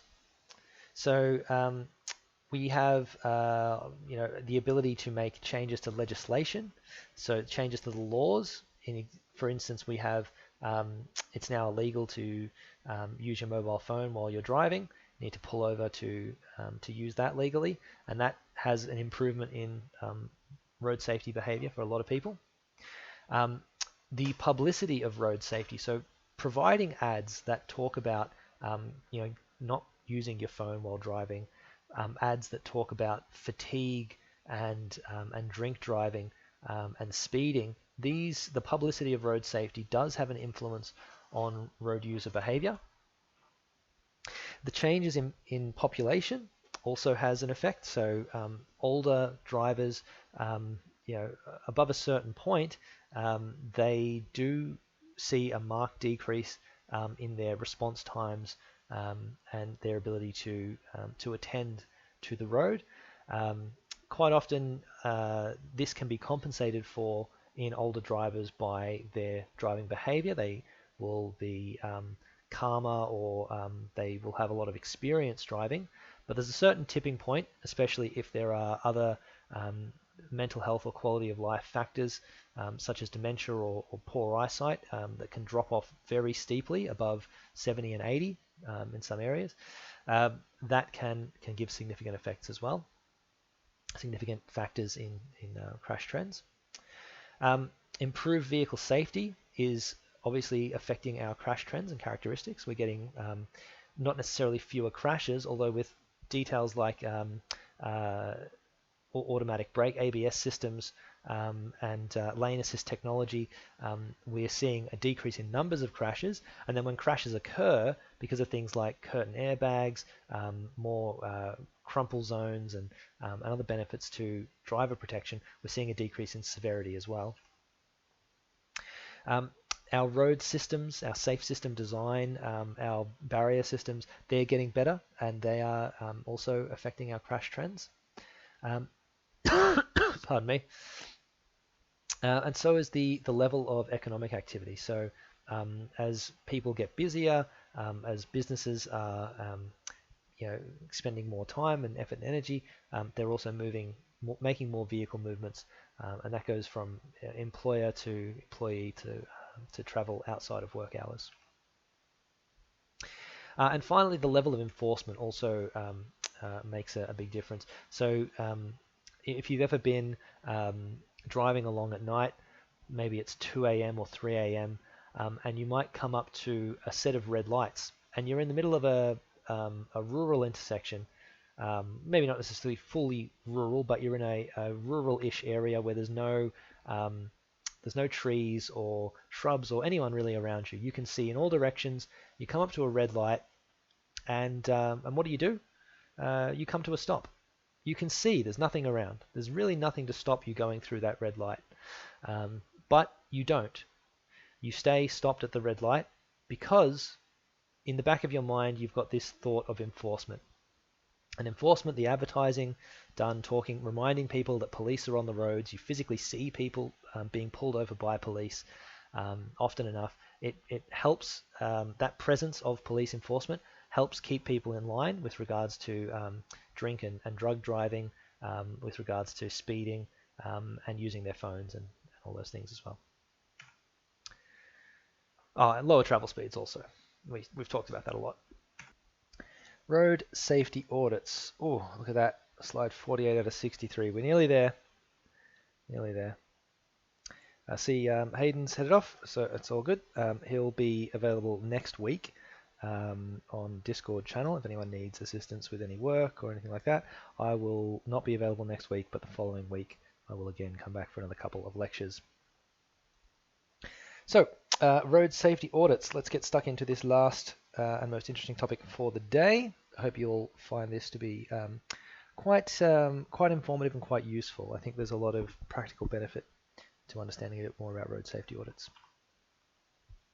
So we previously discussed how a hazardous road segment can be improved, but surely the best thing that we want to do is not build a road hazard in the first place. We don't just want to go around building roads, making hazards when we're spending money from scratch. We want to make sure that we are coming up with something that's not hazardous to start with.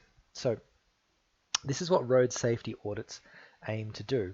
With a road safety audit, we want to identify road safety issues at the design stage. We want to come up with a list of issues and then correct them in design so that they don't get built. We don't make hazards. So your question 12, what is the aim of a road safety audit? The aim is to identify road safety issues at the design stage. So by conducting road safety audits, we're trying to be proactive and get ahead of the crashes. We want to understand what's going to happen before it happens. The Austroads Guide to Road Safety Part 6, Road Safety Audit, this gives us a procedure and defines what a road safety audit is, and it gives us a number of tips and tricks on how to perform a road safety audit. So there are several criteria that we need to meet in order for a road safety audit to be valid. So we need at least one person performing the audit to be an accredited auditor. Now you can do accreditation courses. They're not too complicated. I've been accredited, though I probably would be quite rusty. I wouldn't feel comfortable doing a road safety audit on my own for an actual project. But nevertheless, you can get the accreditation quite easily through a number of accredited providers by doing a 1 or 2 day training course.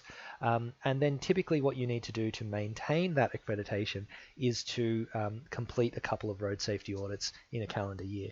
As long as you're doing 1 or 2 road safety audits a year, you're generally, or otherwise you have work that keeps you in mind of safety all the time, you're generally able to maintain that accreditation. There is a register on the VicRoads website you can look up that you can see a list of all the accredited auditors for the state. And so if anyone says, yeah, I can do your road safety audit job for you, I'll charge 40% of what the other blokes are asking, just make sure that you check that they're actually an accredited auditor. Another requirement of an actual road safety audit is that you make a physical visit to the site. So you have to make a physical visit. Typically a day visit and a night visit is required, unless you can demonstrate that visiting during the day, there's nothing really that's going to change at night, or vice versa. The road safety audit needs to identify safety concerns, so we need to either identify them in a report or in a table of content or a table of some description. However it does it, whether it's written or diagrammatically or in a table format, it has to identify safety concerns. That's another requirement of the road safety audit. Question 13, where can guidance on road safety audits be found? That's here, Austroads Guide to Road Safety Part 6. And question 14, here are some of the criteria that must be met for a road safety audit to be valid. Some other points to note. So when we identify items in a road safety audit, we give them a ranking of some kind. So this is an example.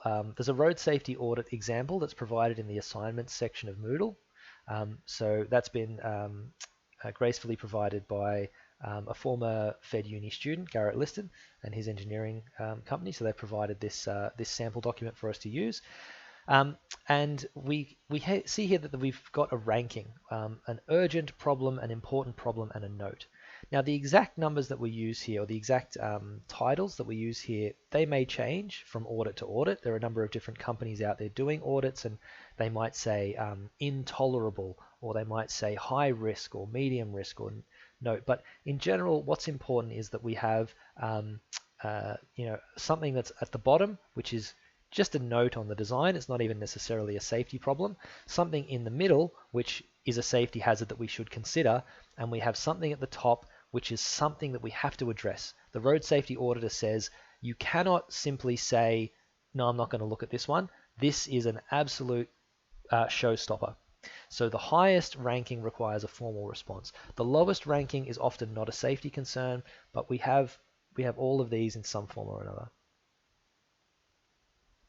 So this is an example for a table of findings and recommendations. So an audit finding: the ultimate layout truck turning plan shows a head-on conflict between a truck or bus turning right into Gregory Street and a B-double turning from the other side. Recommendation is given, priority is urgent. And all of these have the same sort of thing. There's an audit finding, there's a recommendation, and there's a priority. You can see here this one for the note. Southwest corner, there's a stray pole that will need to be relocated. It's noted on the plans, but we need to note where it's located. So it's not exactly a road safety issue. It's just saying, look, have you considered this? This is going to need to be addressed at some point. Whereas the head-on collision between a couple of trucks, that's a big problem. That's an urgent priority issue.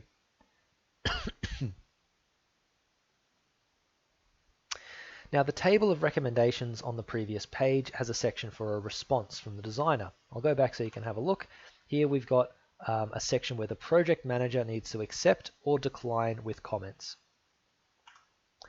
So this is to enable a discussion on the road safety issue and record the action that we took. So we've found an issue, it's been flagged, a recommendation's been made. To close the loop, we need to then say what action is going to be adopted. What are we actually going to do? Are we going to change the design? Are we going to move that power pole? Are we going to prevent the truck head-on collision somehow? And how are we going to do it? Now, this is another important note. It is not the purpose of a road safety audit to require a particular change. So a road safety audit should not say this power pole must be relocated. It must not say a barrier needs to be installed. The road safety audit simply identifies the problems that need some treatment. The particular treatment, so how we actually fix up any particular problems, that is up to the designer. Okay, so we don't have to, it would be quite wrong of a road safety audit to require a particular change. We simply identify a problem and then the designer has the choice on how they want to address it. So that's your question 15. Does a road safety audit specify how design needs to change? Why and why not? Now, it's also acknowledged that a road safety audit does not ensure that a design is perfectly safe. We don't do a road safety audit and we dust our hands and we say, yep, this is perfect now. We will never have a crash here. We have achieved perfect safety. It doesn't happen. Rather, what we say is that a road safety audit is a process for improving safety. So this is a clause from the report that is provided as an example on Moodle. And you can see this is a pretty standard clause that you'll see in road safety audits. No guarantee is made that every deficiency has been identified. Further, if all the recommendations in this report were to be followed, this would not guarantee that the project is safe. Rather, adoption of the recommendations should improve the level of safety. So this is important for legal reasons. It outlines where the lines of legal liability are, and it also gives us a clear definition on what the road safety audit is aiming to do. The audit is not aiming to make something perfectly safe, it is aiming to improve safety. Question 16 is, do road safety audits ensure a safe design? No, they do not. They do not ensure a safe design, they improve safety. So the Austroads Guide has given some notes on how to perform a road safety audit. So we've got a bit of a table here, but there's a section 4 in the Australian Guide to Road Safety which has more instructions. So typically we will select an audit team, we will give them some background information, we will have a commencement meeting, assess the documents and inspect the site. So what's the design document, what are the plans like, write the report, then hold a completion meeting. And then finally, the last stage is for the designer to implement the changes. So this needs to be the closing out. Now, the most important thing in road safety auditing is experience. Really, you ideally need experienced engineers to get a few attempts at finding what to look for, and in starting to get different ways of thinking about road safety problems. There's a bit of an art to it. Some people are very good at road safety auditing. They're very good at picturing potential problems and at learning from other safety audits that they've done. They'll do one, they'll identify a few problems, they'll do another and another, and over time they'll start to see the patterns and they'll start to see how the same things could occur in more areas. So in this class, we're going to undertake a road safety audit assignment. We're going to attempt to start building your experience with road safety audits. So I've got an absolute doozy of a design. It's filled with all the errors I could possibly think of. It should be quite a good chance for you to start to get your eye in when it comes to assessing designs for road safety.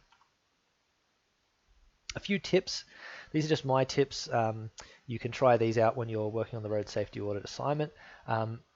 You could try by writing down all the things that can be done at the intersection. So pedestrians can cross east, west, north, south.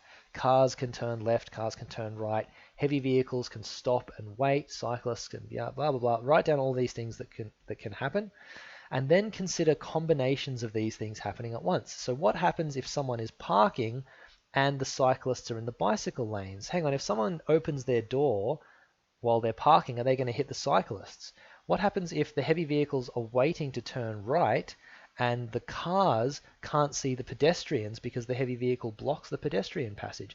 These are the kinds of things that you can get your eye in with when you're looking at a road safety audit. You want to try and do some things like visualizing a bus approaching at the intersection, turning left while another vehicle waits to cross the intersection. Does the bus block line of sight to a following passenger vehicle? Are signs visible from safe distances? And what if vehicles are parked near the signs? Can you see everything clearly at night and in the rain? This is another really important question. What happens if someone makes a minor mistake? What happens if someone's hand slips on the steering wheel for half a second? And if someone can make a minor mistake, what is the consequence of that mistake? And is it acceptable that a minor mistake like that would lead to such a consequence? If your hand slips on the wheel and the next thing you're in a power pole, wrapped around a power pole and you're dead, that's not really acceptable risk. So power poles and other hazards that can kill people in the wrong speed environment, we need to protect them or protect the drivers or make sure that drivers aren't being angled at them, or basically do everything that we can to make sure that these minor mistakes will happen all the time, that they have acceptable consequences. Here we've got a few erroneous road designs. So pedestrian crossing here, which is pretty hard to view from the left lane, and it's actually quite hard to see the pedestrians approaching because of the vegetation, which is obstructing the view here. Even the pole will work towards obstructing the view of the pedestrian. So it would have been good if the road designer had thought a bit more about these potential obstructions, but there's a potential one there. Here we've got give way signage, but it's facing the wrong way. The give way signage needs to face the minor road, and the give way signage is instead facing the major road. So this gives us a confusing arrangement, and it may cause a head-on accident. Here we have a sign that's attempting to convey too much information. It's saying, here's a roundabout, and the roundabout has 4 legs, and you're on this leg of the roundabout. And if you want to turn left to go to Wallysend, use the left of the 3 lanes. If you want to go to Maryland or Standgate, you can use the middle lane to go to Maryland. And if you want to go to Standgate, you can only use the inside right lane or the middle lane. It's visually confusing, and you need the sign to basically be able to tell someone approaching the sign what they need to do when they look at it for a second. 1 second, maybe a second and a half, they need to look at it and go, okay, that's what I'm doing. This is readable when you sit down in a classroom setting. You can read it and understand it, but it's too much information for a driver. So if we try to overextend the information processing abilities of drivers, we're going to lead to confused drivers who will make more mistakes. Here we've got give way marking, give way marking, give way marking, and incoming driver. So who gives way when you've got vehicles coming in opposite directions, or is this the main thoroughfare around this bend? It's all very confusing. Okay. Oh, I appear to have deleted the last slide, but it's definitely there. How do I? What if I duplicate it and then? No, it's marked as not visible. All right, let's have a quick look at a few of these crashes. I want to point out a few things in each of these potential crashes, and then we'll go through the assignment, and then we're done. So let's take a look at this. So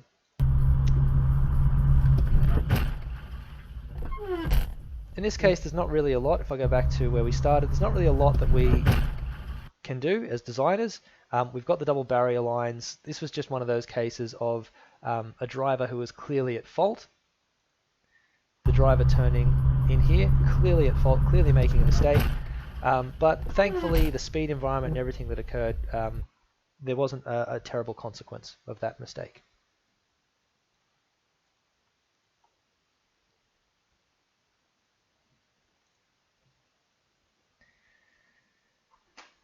What else have we got here? So someone's pulling over, they're changing lanes, and they go a bit too far, a bit too hard on the steering wheel, and they hit that pole, or they hit that sign. Let's go back and watch it again. The sign breaks away because the sign is a part of the built road environment, and the sign has been designed to break when hit at that location. Let's go road, sign, shear, brake. Don't know if I'm going to see what I want. Road sign, breakaway timber. Am I going to find what I want? This is close to what I want, but it's not quite right. You can see we've got these holes drilled in the side of the timber. Quite often the sign is also given a vertical cut, and that means that when the sign is hit, this is about the height that a vehicle will hit it, it actually breaks at this point and snaps away. So this is an attempt to make sure that this signage is braking when struck rather than bringing the vehicle to a stop as a concrete sign or other strong sign might. This is also an older design with the timber. These days we also have steel poles that have breakaway bolts at the base, and those are even safer again. Okay, so let's go back to this one. Let's take a look at another potential road safety issue here. So we've just come up over a crest in the road, and all of a sudden there's a collision. So in this case, again, we'll skip back and watch it again. We've got vehicles queuing, but it's hard to tell that they're going to be queuing so heavily because the crest hides the fact you don't actually get to see all of the vehicles in the queue as you crest the hill. So this is a potential issue where we've got traffic signals or some other queue forming arrangement up ahead that's bringing the traffic so far back that we're queuing over a crest. Not something that's easy to pick up, but if you've got that kind of thing in design and you're able to think that far ahead, you could introduce some kind of faster signaling measures, some detector loops further back up here to clear the intersection when a queue forms that's this long.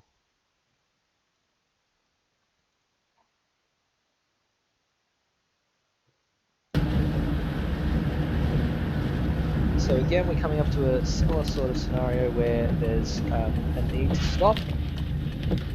But here, this vehicle's not able to stop in time because we're traveling, oops, didn't mean to do that. Because we're traveling downhill and in the wet, and the need to stop quickly is limited. So I don't know if you can see the wheels lock up there at some point, and the car is unfortunately in a collision.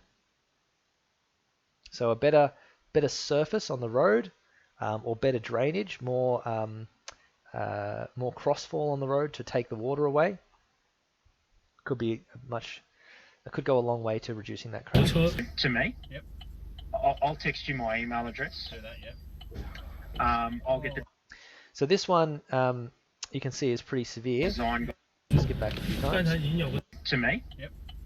I'll text you my and you'll email note address. that even though the side impact was between two vehicles, the ultimate impact was also with a pole.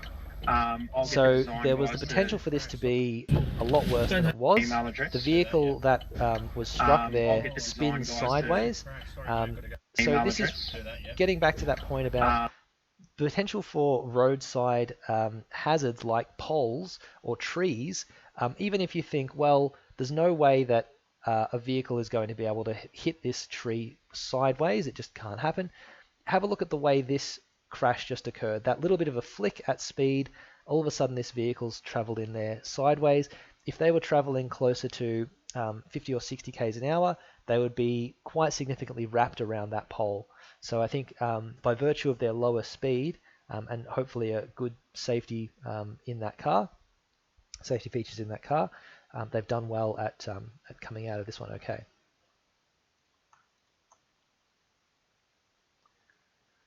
Take a look at this one as well. This is basically showing what we want roundabouts to do. So someone makes a mistake, but you barely even feel it. Barely even, if I skip back, you barely even feel this. This is two big heavy vehicles, and they're going to have cosmetic damage, if anything. They'll have a few scrapes, obviously, to their quarter panel. Maybe worst case scenario, a couple of these might have a damaged seat or front forks for their wheels, where their wheels have collided. But certainly no one is injured. The speed and the angle of impact in the roundabout, they're designed in such a way that damaging accidents are quite hard, even when people make mistakes. So this is a roundabout functioning perfectly. Who is in the wrong for the roundabout? Is that, or do you mean the previous one?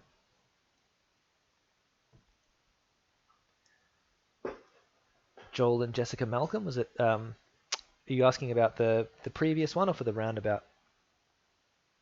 I mean, I'll tell you both. So in this case, the person who's in front here, this white vehicle, this one's at fault, and in the previous one, I'll go back.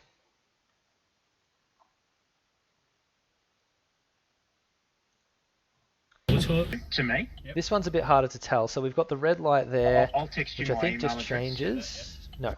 So this vehicle here is traveling on the red.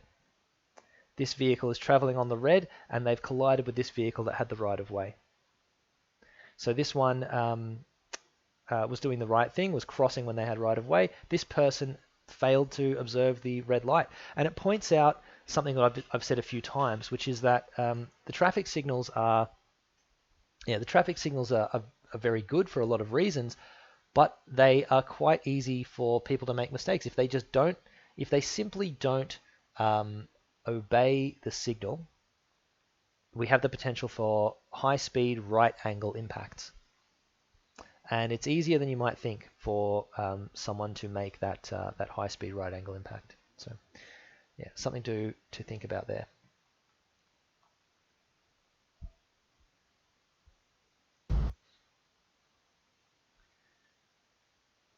Okay, so this vehicle's waiting to turn out, and they pull out when they shouldn't. And you can see there's vehicles behind them. They're coming down a hill. There's lots of pressure for the vehicle that's in the wrong here. This vehicle, there's lots of pressure for them to move out onto the road, and quite possibly there's just simply not enough capacity. They just can't find a big enough gap in the road. So if that's the case, sometimes the best thing or the only thing is to actually ban the right turn. Or as you can see in some places in Ballarat, the right turn can be banned at certain times of the day. In the busy time of the day, you don't allow the right turn because the left turn is safer, it's easier for people to get out into, and it means that you're not putting people in a position where they have a time pressure to get out onto the road.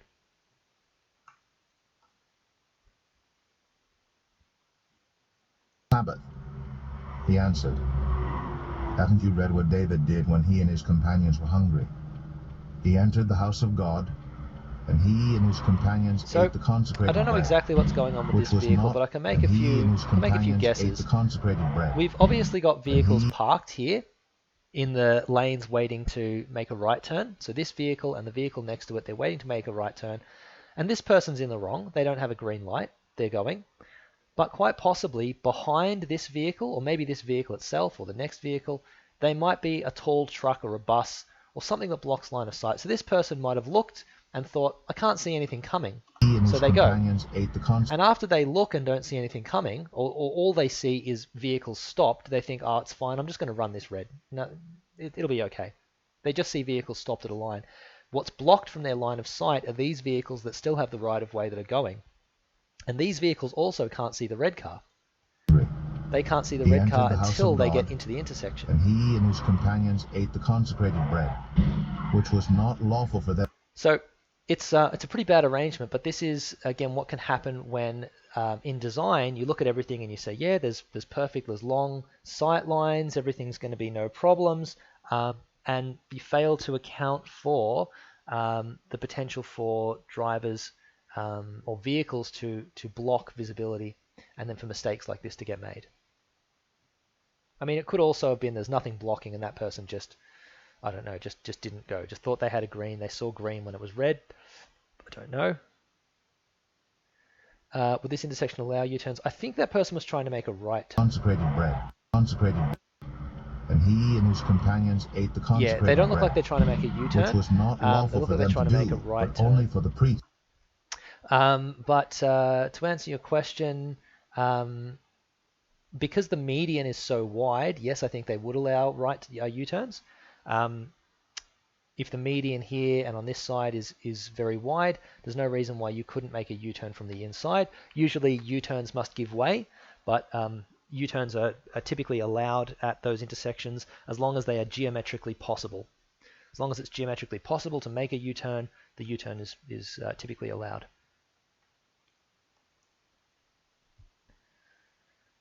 This one's a bit unclear, but see way off in the distance there. Fuck. So we can't see exactly what was present, but this vehicle clearly shouldn't be up on one wheel. Is it possible that there's a piece of road furniture, maybe a piece of traffic island or something which was in design thought to be in a good position, and then in practice this vehicle has hit it at speed somehow. It's very distant, so it's very hard to tell exactly what's going on, but as much as we have curb and channel, we have concrete islands to improve road safety, we must remember that these objects can also be hazards themselves if they are the wrong shape or they're in the wrong place, or especially if they are not visible. We need to make sure they have adequate visibility so that people can adjust their driving around them.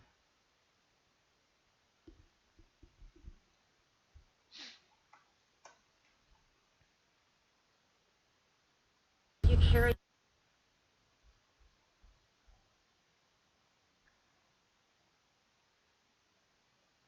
All right, so you see here the motorcyclist, you can say pretty clearly is, well, I don't know if exactly at fault. You might say that this driver indicating to turn right or to change lanes, you might say that this driver is at fault for failing to give way to the motorcyclist.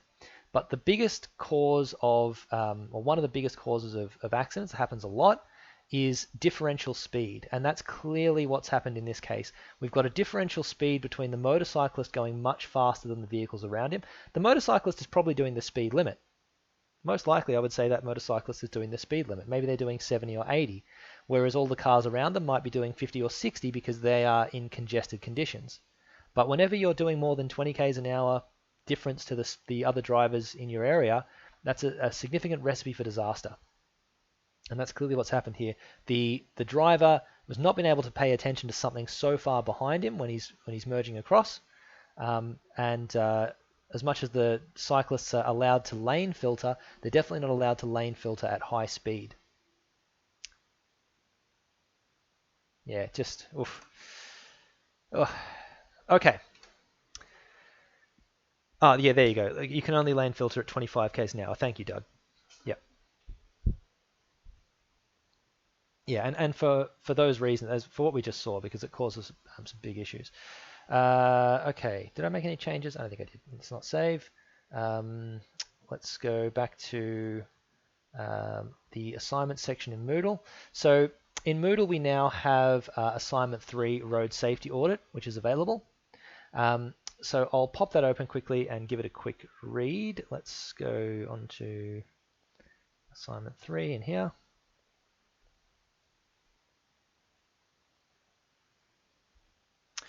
Okay, so this road safety audit, this is a big assignment. It's worth 20% of the unit, and it's due in 4 or 5 weeks, about 5 weeks from now. So this will be a group assignment. You'll need to work in groups of 2 to complete the work. As part of this assignment, groups need to review the design for a proposed roundabout in Victoria Park in central Ballarat. So Victoria Park is, if I go in here, Victoria Park is here in Ballarat. So we've got Sturt Street. We've got, what's some other good landmarks around here? Hungry Jack's, Aldi, Aldi McDonald's is down here. Total Tools, if anyone knows that. Lake Wendouree, obviously. And then Victoria Park. So we've got the intersection of Poplar Avenue, Cedar Drive, and Quercus Avenue. In here, we're going to propose a new roundabout. So students need to complete a road safety audit on the design in line with the Austroads Guide to Road Safety Part 6. There is an example road safety audit on Moodle, which gives you some more information on how to set things out. So we're going to make some assumptions. In this exercise, assume that the old sale yard site in Ballarat, so this is the old sale yard site down here. This is the old sale yards area. It's valuable land in the center of the city, on the center of Ballarat, very close to, and it's considered for development for a number of things. So we are assuming in this assignment that this old sale yards is going to be developed into a state-of-the-art high-rise hospital, which is not entirely out of the realms of possibilities. That's one of the possible things that might happen to the sale yards in future, but let's assume that's the case. So as this development is expected to generate significant traffic from the north and east in Ballarat, traffic flow will increase along Cedar Drive and Poplar Avenue. Let's have another look. So we're going to generate traffic from this part of town that wants to get across to the new hospital. So maybe people are they're not going to want to go down Russell and then back up Winter. They're going to try and cut through Poplar Avenue and Cedar Drive. They're going to go this way, or they're going to go this way from Sturt Street across in here to get to the hospital as well. So in either case, this intersection is going to become more busy, and we need to look at what to do about that. As part of the upgrade, the City of Ballarat is also improving the formal pedestrian and cyclist access through the area, providing shared user paths around the area and landscaping to improve amenity. Traffic modelling and safe system assessments have determined that a roundabout will be the safest treatment that will deliver the desired level of service to Ballarat road users, and the design network work has begun. A first draft of the roundabout design has been prepared, and it's up to your engineering firm to prepare the road safety audit before the next revision of the drawings. So this is the critical part of the assignment. The critical part of the assignment is assessing the proposed safety for design. There are 3 plans on Moodle showing the existing conditions and proposed conditions with and without background satellite imagery. It will help you to look at the checklists in the Australian Guide to Road Safety Part 6. Section 11.2, Checklist 2 is most applicable, and work with your partner to talk through the different items of potential safety concern. In this assignment, I want you to be systematic. I want you to think about how you can come up with some system that is going to mean you don't miss anything. Now, I'm not asking you to be perfect in attempting to not miss anything. What I'm asking you to do is to aim for a system that doesn't miss anything, and demonstrate that you've tried. Demonstrate that you've tried to come up with some kind of systematic method, and you'll get full marks. I want to see that you've had to think about employing some kind of quality management. So in addition to the report and reviewing the plans, it's important to make a physical inspection of the site conditions if possible. So if you attend the Mount Helen campus, I expect you to make a site visit and take photographs and observe the intersection during the day and the night. So again, safety is important. Look, at present, this intersection is very much not busy, but it's road safety is pretty low risk. However, still wear high vis, and if you're attending at night, don't attend individually. Make sure that you attend in pairs. Take 2 separate vehicles to get there, so you're not putting up your COVID risk. But attend in pairs so that you've got a little bit of extra protection in numbers. Or if you're at home with a third party, ask the third party to come with you, just so that you're not out in a dangerous area at night. If you live far away from Ballarat, if you're attending the Churchill campus, or if you're studying or living in Melbourne or anything like that, look, just use Google Street View instead of physically attending. But I think it would be important for you to go and have a look at the physical site to get that feeling of doing a full RSA, full road safety audit, if you can. I've got some discussions on what I want you to do in terms of the final report. So again, there's some examples on Moodle that will show you what sort of things you should include.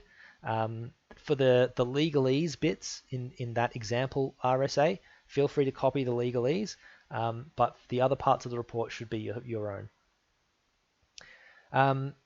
The report, you should follow the guidance presented in the lecture slides. So don't recommend a treatment, but identify potential hazards, grade them in terms of risks. So if you want to come up with your own scale from intolerable risk to tolerable to note, or you come up with your own definitions there.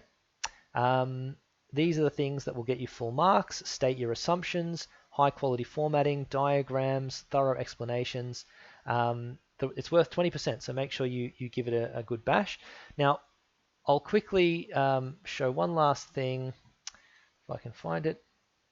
So here we've got the RSA, the example RSA is down here, as well as the plan for the example. But we also have the plan for the Victoria Park upgrade. So I'm going to open this one and this one. So we've got some superimposed satellite imagery. We've got a legend down here.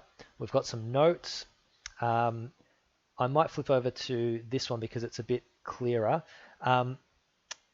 This plan is a mess. It is a mess by design. I have included so many contradictions and errors and safety issues, so there should be lots of things for you to be able to find. You can probably already see half a dozen of them just looking at them now, but please make a thorough review of this, highlight all of the relevant road safety issues, point them out, and put them in a report formatting so that we will be able to review your work. You'll get some exposure to road safety auditing. And hopefully when you see some real road designs in future, you'll have a bit of a thought already in your head about what needs to be done to improve the safety of those areas. Okay, if there are any questions about the assignment, please let me know in the chat. I'll hang around for another couple of minutes, then I'll end the YouTube recording. As with the previous week's stuff, I'll go back and edit the video afterwards so that it has, some sections you can skip through, and I'll clip out all of the pauses between classes, so you can review this if you need to in future. After that, I'll be available in the Discord if you've got any questions. What else do we have on Moodle for week 6 and 7? I think we've got some small questions. No, we just have our key questions for 6. And oh, we've got a road safety topic as well in here. Did I make a note about that? Yeah, so there's for topic 7, for week 7, there's a series of questions here, but you only need to complete question 1. The other questions are outside the scope of this course. So if you need any help with any of that stuff, please let me know. Otherwise, thank you all for coming. I hope you enjoyed today's class. I certainly enjoyed presenting, and we'll see you in the next session in 2 weeks' time.